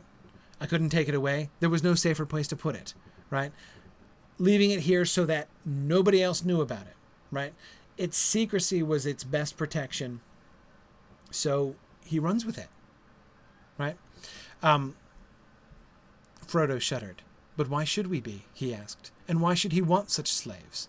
To tell you the truth, replied Gandalf, I believe that hitherto, mark you, he has entirely overlooked the existence of hobbits. You should be thankful, but your safety has passed. He does not need you. He has many more useful servants, but he won't forget you again. And hobbits as miserable slaves would please him far more than hobbits happy and free. There is such a thing as malice and revenge. Revenge? Said Frodo. Revenge for what? I still don't understand what all this has to do with Bilbo and myself and our ring. Notice how interesting that statement is in itself. Like he's been explaining all this, but it's true. Gandalf hasn't explained what all of this has to do with Bilbo and myself and our ring. He hasn't explained how he knows for sure about this. He hasn't explained what the big deal is. All he's emphasized is it's dangerous for you. He's just now said all of the hobbits in the Shire could be enslaved because of this ring, right? That like there's an implicit alternative. I either could have left you exposed to danger, or I could have exposed the entire Shire to greater chance of enslavement, right? That was the choice that Gandalf made. That was the call Gandalf had to make. And Frodo doesn't get it. Why would they be? What's that? He doesn't understand, right? And again, why would he? Gandalf has not explained it yet. He's been focusing only on the danger of the ring. Then Yeah, it has everything to do with it. You do not know the real peril yet, but you shall. I was not sure of it myself when I was last here, but the time has come to speak. Give me the ring for a moment. So this is where Gandalf admits when he says, remember at the beginning he says, I still don't know, right? But I no longer doubt my guess. He's been guessing. He'd been guessing for 76 years, but he'd been doubting his guess. And his doubt had waxed and waned over the years with Saruman and the shadow in his heart, right? When he was last here 9 years before, he says he still wasn't sure. He was guessing, right? He's admitting, I guessed that it was the One Ring, but he didn't have any way to be certain, right? He still couldn't know for sure. Now, he knows of a test. Well, then look. To Frodo's astonishment and distress, the wizard threw it suddenly into the middle of a glowing corner of the fire. Frodo gave a cry and groped for the tongs, but Gandalf held him back. Wait, he said in a commanding voice, giving Frodo a quick look from under his bristling brows. No apparent change came over the ring. After a while, Gandalf got up, closed the shutters outside the window, and drew the curtains. The room became dark and silent, though the clack of Sam's shears, now nearer to the windows, could still be heard faintly from the garden. For a moment the wizard stood looking at the fire. Then he stooped and removed the ring to the hearth with the tongs, and at once picked it up. Frodo gasped. It is quite cool, said Gandalf. Take it. Frodo received it on his shrinking palm. It seemed to have become thicker and heavier than ever. Notice Gandalf's confidence here. He knows what he's going to find. He is clearly right when he says, I no longer doubt my guess, right? He doesn't doubt it any longer. You can tell on account of how he doesn't even check to make sure it's cool. He knows this is the One Ring. He knows that the One Ring is not even going to be heated up in an ordinary fire. So as soon as he puts this gold ring down, he just immediately picks it up off the hearth with his fingers. Because he knows. He's sure. He is sure. And of course, this is lovely foreshadowing, right? There's Gandalf casting the ring into the fire. Notice another line here that jumped out at me. For a moment, the wizard stood looking at the fire. No, wait, let's see. No, right here. Wait, he said in a commanding voice, giving Frodo a quick look from under his bristling brows. He's still assessing Frodo, right? Part of what he wanted to establish here was Frodo's state of mind. How far under the ring's control are you already, Frodo? Right? What is his reaction? If I chuck this thing in the fire, what's his reaction going to be? Right? And yes, Colin, you're right to remember that Gandalf's bristling brows, that's a far more intimidating expression than it might be in those of us with merely mortal eyebrows, right? His eyebrows stick out past the brim of his hat, a feat which, as I've said before, is my lifelong goal to accomplish. I have so far to go still. Yeah, exactly. Exactly, Vera, when he's trying to figure out how precious it is to Frodo, right? And we can see him assessing there, and trying to. He's been watching Frodo carefully. He's still watching Frodo carefully, right? So, in conclusion, and yes, Philman, unlike in the movie, Gandalf handles the ring, absolutely. And oh, by the way, thinking of the confidence here, notice how unlike that moment in the film this is. Remember in the film when he hands the ring, the hot ring, with the tongs, right, gives it to Frodo so that he never touches it himself. And he asks Frodo what he sees, and Frodo says nothing. Like the letters don't appear right away in the film, right? And so he says nothing. And we see Gandalf's face, right? And Gandalf looks relieved, like, whew, right? Oh, I was worried that it was the One Ring, but I guess it's not. That's a relief, right? And then Frodo says, wait, there are fiery letters. And then Ian McKellen does that wonderful, when he delivers his next line, there are a few who can, right? He does that thing. He's like, reluctant, sort of almost certainly dry, kind of like, yeah, I knew this was coming, darn it, right? Kind of thing. That's not Gandalf, right? That's not Gandalf's he knows. He has no doubts. He's not hoping against hope that it's not really the One Ring. He knows this is the One Ring, right? This is the final test, right? This makes it certain without any doubt. This gives him proof. He can now prove it in court, but he knew already. Yeah. Yeah.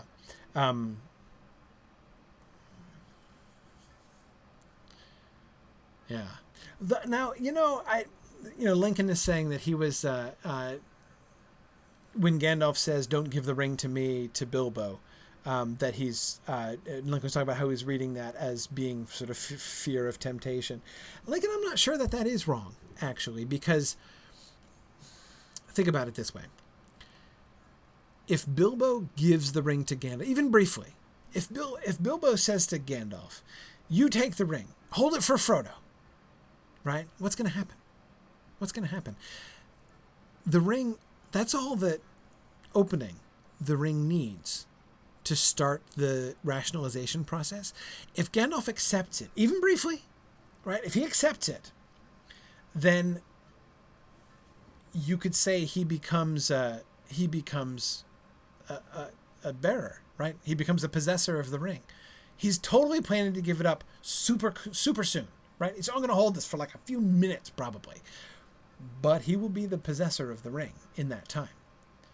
And how quickly would the ring start to work on him, right? It really would be for the best. You don't want to put Frodo, you shouldn't put Frodo through this, right? You should really hold on to it yourself. It would be in Frodo's best interest for you just to keep it, right? And betray the trust of your friend who gave it to you to pass on to Frodo, right? The opportunities that the ring-induced monologue writes itself, right? That Gandalf might have had. So, Lincoln, I still think that Gandalf recognizes, when he says, "Don't give the ring to me," I don't think he's afraid there, but I think he sees like, no, wait, that could go badly very easily, right? And so he doesn't want it. It's not that he's afraid to touch it. It's not radioactive. It's not gonna like shock him when he touches it. It's not about, it's about ownership. It's about possession. It's not about physical contact, right? So he can pick up the envelope and put it up on the mantelpiece in chapter 1. He can pick up the ring off the hearth and hand it to Frodo. Frodo can put it in his hand and he can toss it in the fire, right? He can do those things without becoming a possessor of it.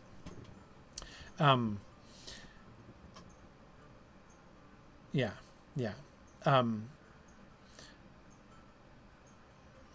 Good. Let's see. Yeah, I know. Good. Some other people were asking that same question. Exactly. Good. Yeah. Now, okay. True.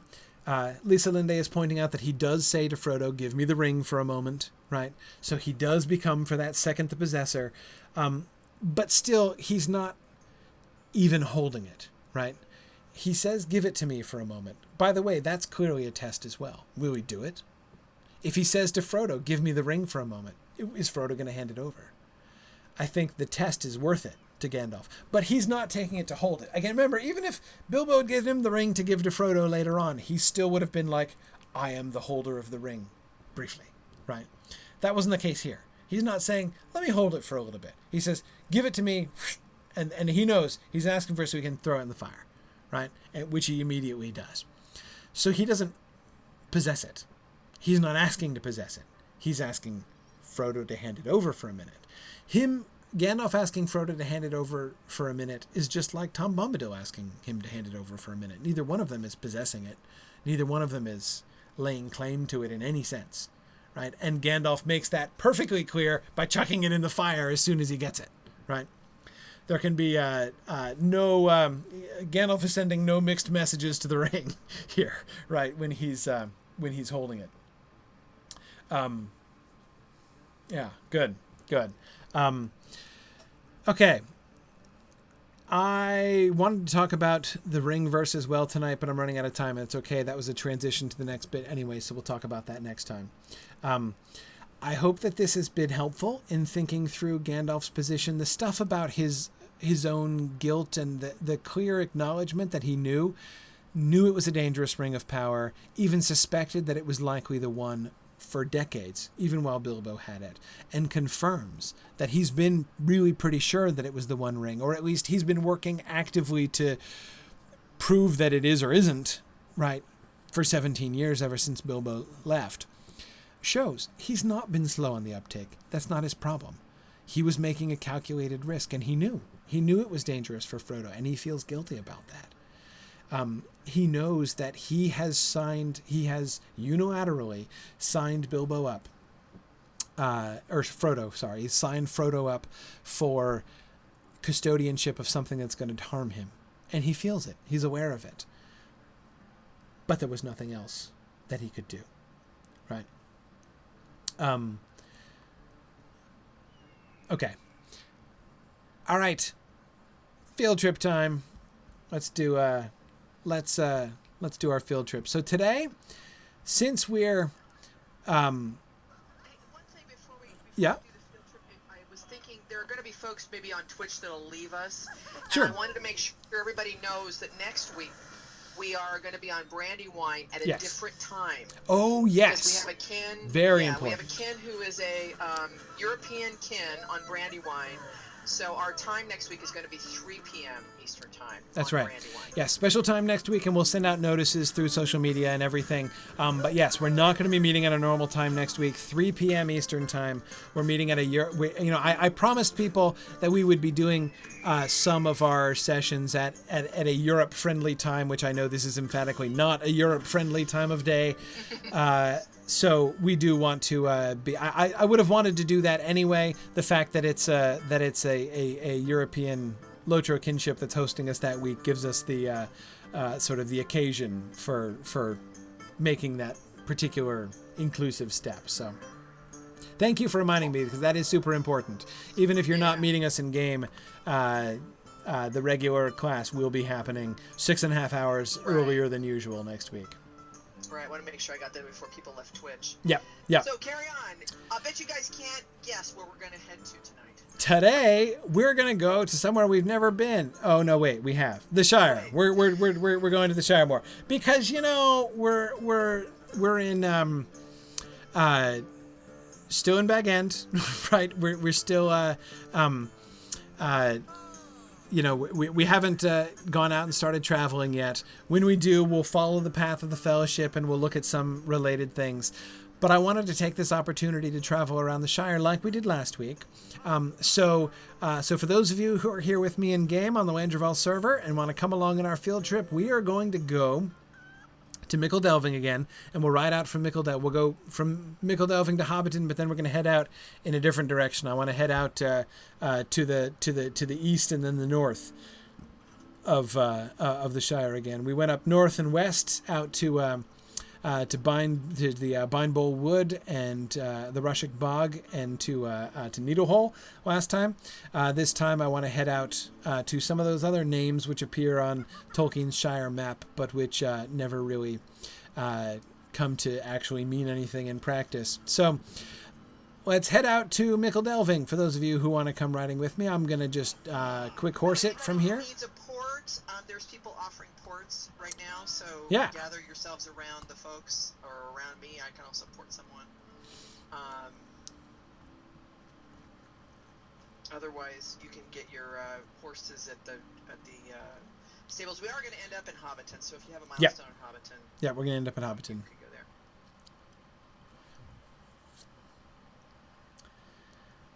there. All right.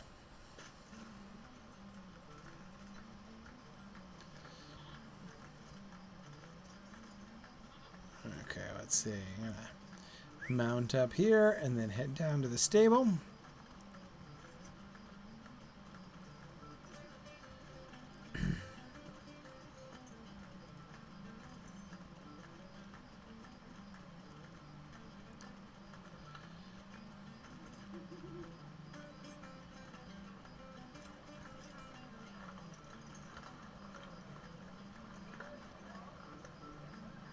Greetings. Hey there, Bill Rosewood. Good to see you again. Off to Mickledelving again this week, Bill. Yeah, thank you very much. Okay.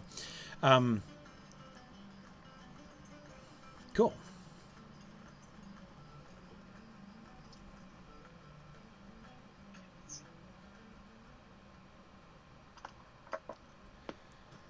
All right.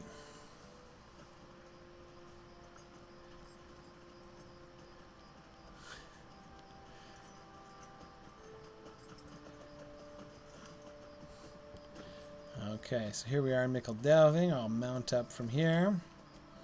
And we'll head out to Hobbiton. Hey! Hey, Maven, look, it's nighttime. Oh, yay!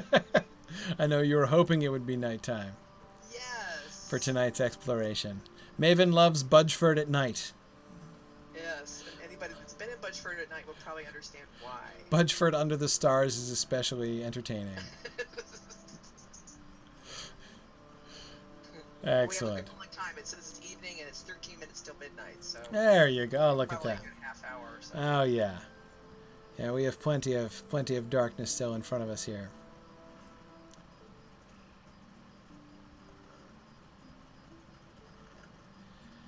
Okay, so here we're coming into Waymeet as usual. Now I've a couple things I wanted to say here. First is I have finally done what I had meant to do last week and forgot to do, which is actually get an image of that Tolkien painting I keep referring to, and I want to show it to you when we get to the view again, so that you can see what I mean when talking about how closely they have patterned Hobbiton and the hill in the game on Tolkien's own imagination of it, not just what he describes in the text, but what he actually depicted. Because Tolkien, people do forget that Tolkien was a painter. It was really important to Tolkien. He had a very visual imagination, and it's clear that a lot of his prose is designed to try to capture in words the pictures that he saw in his head of these, especially landscapes in particular, which is why we get so much rich landscape description in the Shire, or not just in the Shire, in the Lord of the Rings. I want to get around that tree. Yeah, good call right here. Okay, so the scale is different, but here let me bring it over. Let's see. Okay, there it is. Of course, it's in the daylight and we're in the darkness here. But if you look at this, so you can see the bridge crossing the water, right, and the road that comes up and loops around to the right. Then you can see these buildings down here. You see these little round roofs here of what look like silos or something next to this larger, clearly, not domestic building, right? Here's the mill, which you'll notice in Tolkien's painting is much grander, right? It's made out of bricks. This is the biggest difference between how they did Hobbiton in the game and how Tolkien imagined it. That is that Sandyman's Mill is a much bigger deal, right? It clearly a cut above, richer and more expensive than all the other dwellings thereabout. Anyway, there's Bagshot Row, right? 1, 2, 3. So you've got coming off to the left from the road, going up the hill. There's this cutting, right, in the side with the picket fence, with the white fence that leads up to the door of Bag End right here, with the windows in the side of the hill, and that little terrace where Bilbo's garden is up on top. So if you remember from our visits, that's exactly what we can see now. It doesn't look exactly the same, in large part because the scale is more accurate here. That is to say that the proportions are more accurate. Tolkien apologized for that a lot. He didn't like his own paintings, or he often spoke slightingly, I will say, of his paintings. And one of the things that he was often most slighting of is the scale, that he didn't put things to scale. He wanted to have things to scale, but it didn't work, or it didn't end up looking right. This is why, for instance, in the famous Conversations with Smaug painting that Tolkien made, the one with, Smaug lying on the huge pile of treasure with the big, the pots with the runes and everything around on the side, and Bilbo and that kind of cloud of mist, right? The shadowy, invisible Bilbo bowing before Smaug. You've seen that picture. in that one, Bilbo is Tolkien complained about that. He's like, Bilbo, it's way out of scale. Bilbo shouldn't be anything like as big as that compared to Smaug. He should be tiny. But he couldn't represent him that tiny, and Tolkien wanted to get the whole room and the dragon and the whole horde in the picture. And if he did, then Bilbo to scale would be this tiny, would look like an ant or something on the screen, on the page, and he didn't want that. So similarly too, the mill, of course, with the hill in proportion like that, is much smaller than Tolkien has made it in the foreground of this picture.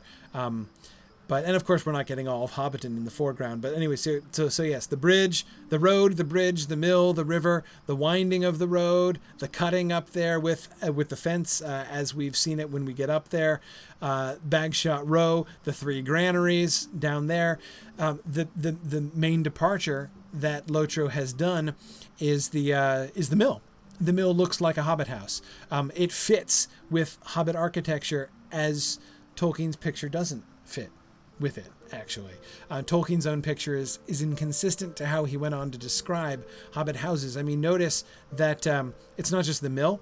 Notice this house, which looks like an English cottage, right? I mean, this little house with the thatch roof and the whitewash was got round windows, but apart from the round windows, like, this little cottage could be a cottage from a Miss Marple adventure or something, right? But it doesn't look like a Hobbit house in the way that he's described Hobbit houses, which were, as he says in the prologue of the Fellowship of the Ring, basically built versions of Smiles. But this painting clearly predated his thinking those things through fully in that same way. Anyway, so again, the way in which this view really captures, I think, very, very deliberately captures that painting, and the only way it differs from it is actually to be more consistent with Tolkien's world than Tolkien's own painting was, which is kind of cool. But anyway, all right, we've gone down into Hobbiton enough times. So let's go down the road. Let's carry on and go past the next town over, which is, of course, as we know, Bywater. And thinking of the comment that who was it? Oh, Not a Cat. That Not a Cat made on the discussion board about how the Green Dragon of Bywater would obviously be the Cotton family's local pub. We can see it. So there, of course, we're on the road up here. That's Bywater down there. We can see there's the brick building. You can see the sign of the Green Dragon here from a distance, right? So there's the Green Dragon right down in Bywater. That's the Cotton House right up this hill here. So this is South Lane. We just passed the 3 Farthing Stone. This is the Cotton's house. So we can see, let's see, this is, there's Rosie herself, right? This is Tom, her dad. Notice how their house is brick, just like the Green Dragon, right? They have this sort of blue-collar brick house. We've got 2 of her brothers. Rosie's been acting a bit queer ever since Sam moved away, right? Yeah, there's Jolly. This is probably Nibs over here, right? Yeah, Nick. Yeah, exactly. Nibs. So here's the Cotton family residence. If we go over here, we can see looking down into Bywater and the Green Dragon. So yeah, absolutely. The Green Dragon would obviously be the family pub of the Cotton family. So that's I think that Not a Cat has Sam dead to rights on that one. That he has probably some ulterior motives for drinking at the Green Dragon. This, of course, is Frogmorton. Now, Frogmorton is not only mentioned on the map, it gets a reference in the narrative later on during the Scouring, not now. And the primary thing that we learn about Frogmorton is that it is, we learn about the pub here, that there is the inn called the Floating Log, and that it's a good inn by all accounts. That's what we know about it. So here is the Floating Log Inn.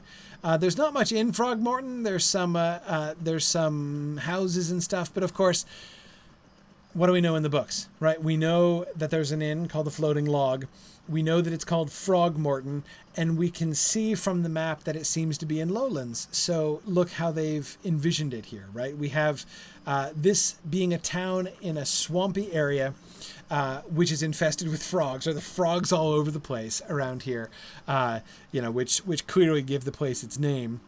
From all the frogs that live here. I love there's a quest you can do in Frogmorton where somebody has tamed one of the wild frogs and raised it, and it grew into a really big and mean frog that then escaped. But of course, my favorite touch is that they named the frog Lobelia. So this like huge, ugly, bad-tempered frog that they were raising is named Lobelia, and you've got to go track down Lobelia out in the swamp and everything. It's fun. So anyway, the sort of the whole like Frogmorton culture, having a sort of marshland, swamp living hobbit sort of subculture here is I know she's a toad technically. You're right. Lobelia is a toad. You're absolutely right. Notice the willow trees all over. Right, because of course there would be willow trees this close to water, right? Here on the frog moors, they do willow trees, of course, do in fact grow right down, in and next to the water. Here's some of you can see the frogs, the wild hill toads that are everywhere. I just had the opportunity to tap in on that toad apparently. So yeah, lots of frogs. So again, they take the opportunity in Lotro to sort of flesh out the terrain of the Shire as well. We saw the Rushik Bog, and now we see the Frog Moors, two areas of swamp and bog in the Shire, which again are on the map. But the Shire, if you think about it, the Shire sort of terrain that's depicted, we think of the Shire as, sort of lush farmland and kind of rolling grassland and, wooded areas and stuff. But of course, there's quite a bit of variety in the Shire, again, according to the map, but not according to the narrative. So we get a chance to sort of explore the whole of the Shire. Budgeford interests me for a couple reasons. Because, of course, Budgeford is here on the map, south of Bridgefields, or, it's the town in the south of Bridgefields. And anyway, there's local color here, which is and this is the thing that only comes out at night. So there's this person in the fields who walks up and down saying, "I'm coming for you, ha ha, Odovakar, I am coming for you." It's a name of a local hobbit. "Fear my wrath, Bolgers of Budgeford. First Budgeford, then the holiest farthing, tomorrow the Shire," and you see he's all dressed in black and everything. "The Bolgers are doomed," he says. "I bring terror to the styes of Budgeford." He's pretending to be a Black Rider. So the story is, of course, the Black Riders have passed through and they've been noticed. And it's really interesting to me of course, we are told, in the story about what happens in the Shire after they leave, but we know that the Black Riders were seen, right? I mean, after all, remember, Ham Gamgee had a conversation with one of the Black Riders, right? And if you don't think that Ham Gamgee was telling that story down at the Ivy Bush every night for the next month and a half, then you don't know Ham Gamgee, right? Obviously, he's going to tell everybody who will listen, and many who will not, the story of the conversation he had with this black chap, right, who came up to Bagshot Row and hissed at him in the night asking for Mr. Baggins. So, and there are others, right, who will have encountered, Farmer Maggot encountered them, right, and he probably would tell his neighbors about it too. So stories are going to be circulating around the Shire about the Black Riders. Now, we never get any ideas, right, we never get any idea in the within the book of what kind of cultural impact this had, right? Surely the showing up of Black Riders in the Shire asking, mysterious big men, apparently, right, big folk, asking questions about Baggins, that's going to be a 9 days wonder, minimum, right? What would be... So here we have what I think is a really clever a really clever response to that, right? Where one of these hobbits has decided that he's going to, that clearly there's been this like, it's like a ghost story, right? People are telling rumors. There's been talk about these mysterious Black Riders. So this hobbit takes it upon himself to dress up as a Black Rider and try to terrorize the region, sort of mischievously, right? So the mischievousness of it, and his like sort of trying to take advantage of all the rumors and gossip that's spreading around. It seems to me perfect. I love that. And so, of course, if you are if you come questing to this area, as a lower level character, if you start a hobbit, say, then you will have the opportunity to try to solve. You'll come to Budgeford and talk to citizens in Budgeford who are terrified of Black Riders, and it's pretty cool. So exactly, Matthew. He's totally cosplaying a Black Rider. That's absolutely what's happening here. Now, Budgeford itself is kind of interesting. We don't know, So the Bolgers live in Budgeford, right? Okay, fine. What's here in Budgeford again? Like, what do you make of this, right? So here it is on the map. Frogmorton, at least we had something to work with, right? The name frogs, the idea of the frog moors and swamps, right? Okay, so we had some. But what about Budgeford? What do we have? It's in the southern bridge fields. What does that tell us? We don't know, right? So what do they do? So they make stuff up. What do we get here? We get agricultural stuff, right? We see there, there are places where they're growing. So, we've got people with crops all over the place. There's got to be somewhere where they raise livestock. And what livestock do they rely upon most in the Shire, right? What food, what meat do we hear of them eating most often? Bacon, obviously, right? Bilbo with his bacon and eggs. Somebody's got to keep Bilbo in bacon and eggs. So if you wander around the Shire, you will be able to find a chicken farm where chickens are raised and from which eggs are sold, and you will be able to find pork farms, pigsties here in Budgeford, all over the place, so that we can supply all of the Shire well with eggs and bacon, which again we know for a fact that that they do. Oh, I forgot. Hang on, come down to the river for a second. I forgot my friend the Took down here. I love this guy. This guy is an awesome Took down here at the fort. So this is a shallow, where the road crosses the river, and over here. So there's this boat. And there's this guy beached in his boat. I'm having an adventure. I paddled all the way from Frogmorton. And this local bounder is like, are you trying to kill yourself? And he's trying to paddle down to the Brandywine. You crazy Took, you're as mad as a Baggins. Right? So notice how Took is no longer the standard for madness and adventurousness. Right? Now Baggins is.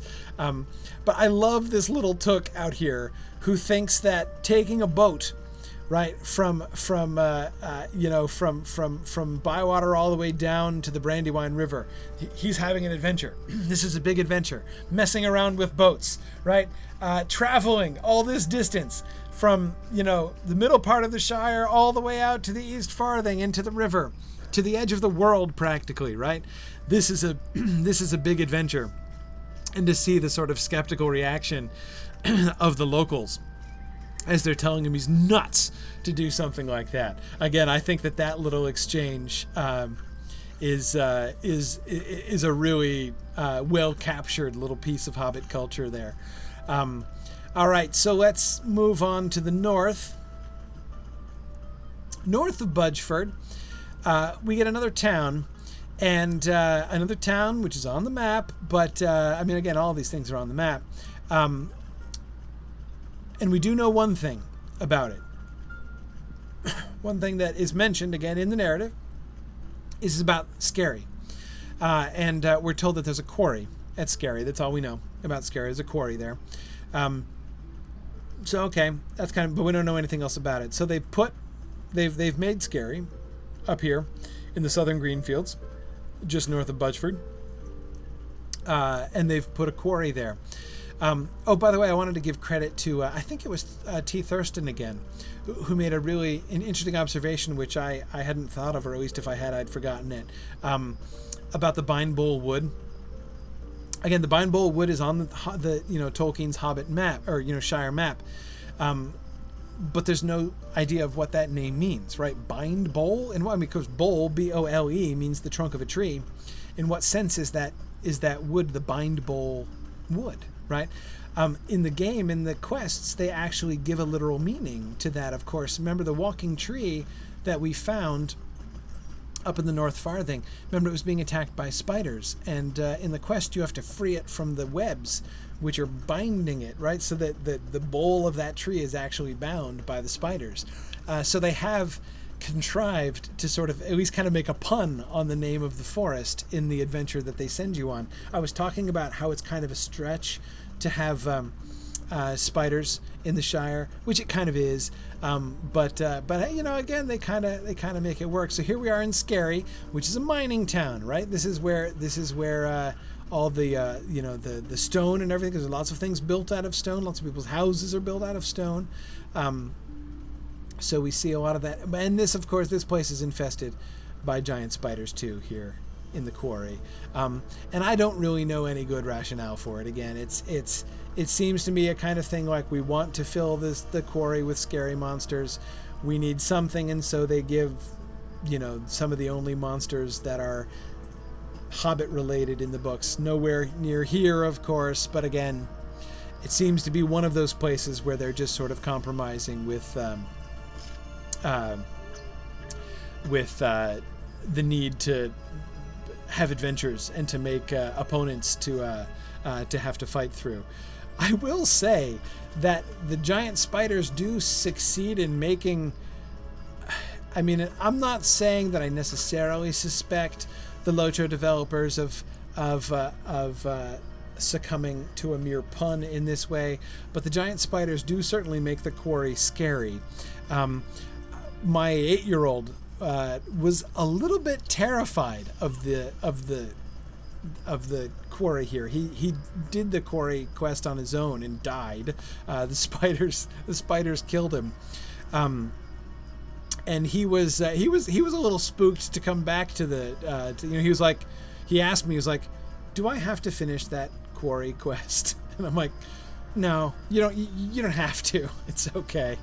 I helped him finish the epic one so that he could move on, but in the epic line, that is. But anyway, yeah, it's so again, I don't know. I mean, I'm not sure if they were indulging in the sort of the pun of scary, which is clearly not what Tolkien had in mind when he made it. Doubtless he could explain the etymology of scary, but anyway. So next we have Brockenbury. So we're going to be entering that here any second.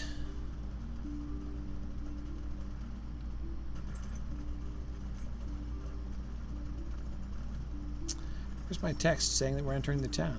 I'm almost downtown now. There it is, Brockenborings. So here we are in Brockenborings. I must, as I always do, compulsively introduce myself to the stable master.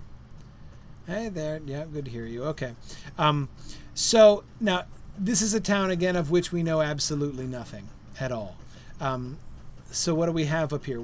How do they flesh this out? Well, if you look at the map, we were in Overhill last time. So remember, Overhill was this town in the middle of the forest, right? In the middle of the Bind Bowl Woods. So they made it into like a logging forester's town, right? Wood cutting and stuff like that.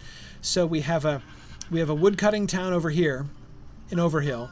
We have a stone cutting town over here in Scary, right? And we have a road that heads out north to Oatbarton and some other settlements that are up there to the north of the Greenfields. So what do? In Brockenborings? They make it into like a little market town here. See, we've got this central place where we have these sort of market and crafting areas, kind of like Bywater. So both Bywater down here and Brockenborings up here are the two sort of mercantile towns that we see, where the centerpiece seems to be sort of the crafting center and the market fair. And that, again, see, it makes good sense. I love this kind of world building that they've done. And again, to me, it's so much fun. It's one of the things I really envy the Locho developers for, is the opportunity to kind of sit down with this stuff and say, okay, given given the few things that, let's take the few things that we know, put them in the game, right? And then let's make up the rest of the stuff, right? With to make it all fit. Let's just kind of flesh it out, and build it, right? And make it into a community as a whole that makes sense, right? So we've got, we've got places where we're raising our eggs and bacon. We've got places where we're getting our stone. We've got places where we're getting our wood, and a couple places where we're selling things. And of course, there's an important monument up here in the Brockenborings. So of course, there's something, of course, this is just south of the Greenfields. And everybody, of course, should remember what happened in the Greenfields, obviously, which is the spot of the only battle so far to date in the Shire, right? When Bandobris, the Bull Roarer, defeated Gulfimble, the Goblin King of Mount Graham, and here's the statue commemorating the event. And so here's Bull Roarer Took with the goblin head, the decapitated goblin head on the ground, and his foot propped up on it. And let's see, I'll try to, let's see if I can turn my camera up here. Yeah, and there he is with his golf club. All right, let's see if I can zoom in on myself here. Yeah, there's his golf club. I'm going to back up a little bit here. Ooh, that's a good shot of Bull Roarer, actually, with the moon right over his head. Yeah, it's very cool. So yeah, he's got his club, which looks decidedly like a golf club. He actually looks, instead of looking like he's playing golf, he looks like he's playing what is it? I'm blanking. The game with the mallets where you hit the ball, you step on the ball and you hit it. Darn it! Why am I blanking on the Croquet. Croquet? Yes, thank you. Croquet. Goodness, what's wrong with me? Yes, he looks like he's playing croquet instead of golf, but that's okay. And I agree. I love his pipe. So the fact that he's like jauntily got a pipe in his mouth as he is like getting ready to tee off on Gulfimble's head, and I love how Gulfimble he's given like little horns. Not to mention like the big funny goblin ears, but he's given these little like horns sticking up off his head and these like googly eyes, and things are very, sort of like comical and mocking image of Gulfimble, the Goblin King. I love the fact that this commemorative statue is not, in a sense, of course, it's heroic. It's larger than life, but it's not exactly a very grandiose picture, right? This is not doesn't exactly look like one of the statues of generals that you'll find around Washington D.C. or something like that.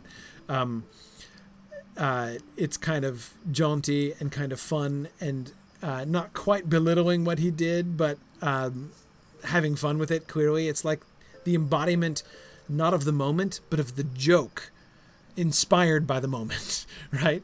And that's really kind of cool. And that seems that again also does seem really Hobbit-like. You'll notice, of course, that it's carved out of the trunk of a huge tree. Yeah. So it's pretty cool. I'm always a big fan of the Bull Roarer statue here. Cool. All right, so there we go. Yeah, I forgot for a second. This is a new version of the game that I just installed, and I'd forgotten that I was trying to move the camera with the hotkeys that I had set up for that, but I'd forgotten that they're not set up in this version yet. Anyway, cool. So looking at the map, we've journeyed over most of the Shire. We haven't done down here in the Green Hill country and Stock and Woodall and Tuckborough, but the reason for that is that we're saving that for later, because of course when Frodo and his friends set out, when some fine day we reach chapter 3, which we may indeed do before the month of February is out, then we'll be heading down that way and looking at the terrain that they crossed down there. Yeah, good. So, excellent. So thank you for joining. And it's getting late now. I should let you guys go anyway. But thanks very much, everybody, for your for coming with me. Thanks for joining me for our class tonight, and then our travelings around the Shire here, looking at Shire economy and Shire world building as the Ocho folks have done it. I've really enjoyed this as always. Now, don't forget, as we said before, we're going to be on the Brandywine server next week, and we're going to be happening at 3:00 p.m. Eastern Time. So earlier in the day.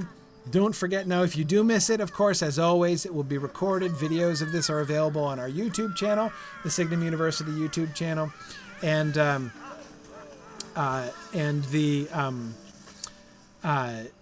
the audio recording will be posted to the Tolkien Professor podcast. But thanks very much, everybody, and thanks again to the Lonely Mountain Band for hosting me here tonight. You guys were awesome. We had a great turnout here on Langerville tonight, and I appreciate all of your fellowship and company here this evening. So thanks, everybody, and we'll see you next week for more of the backstory of the Ring. Thanks, everybody. Bye now.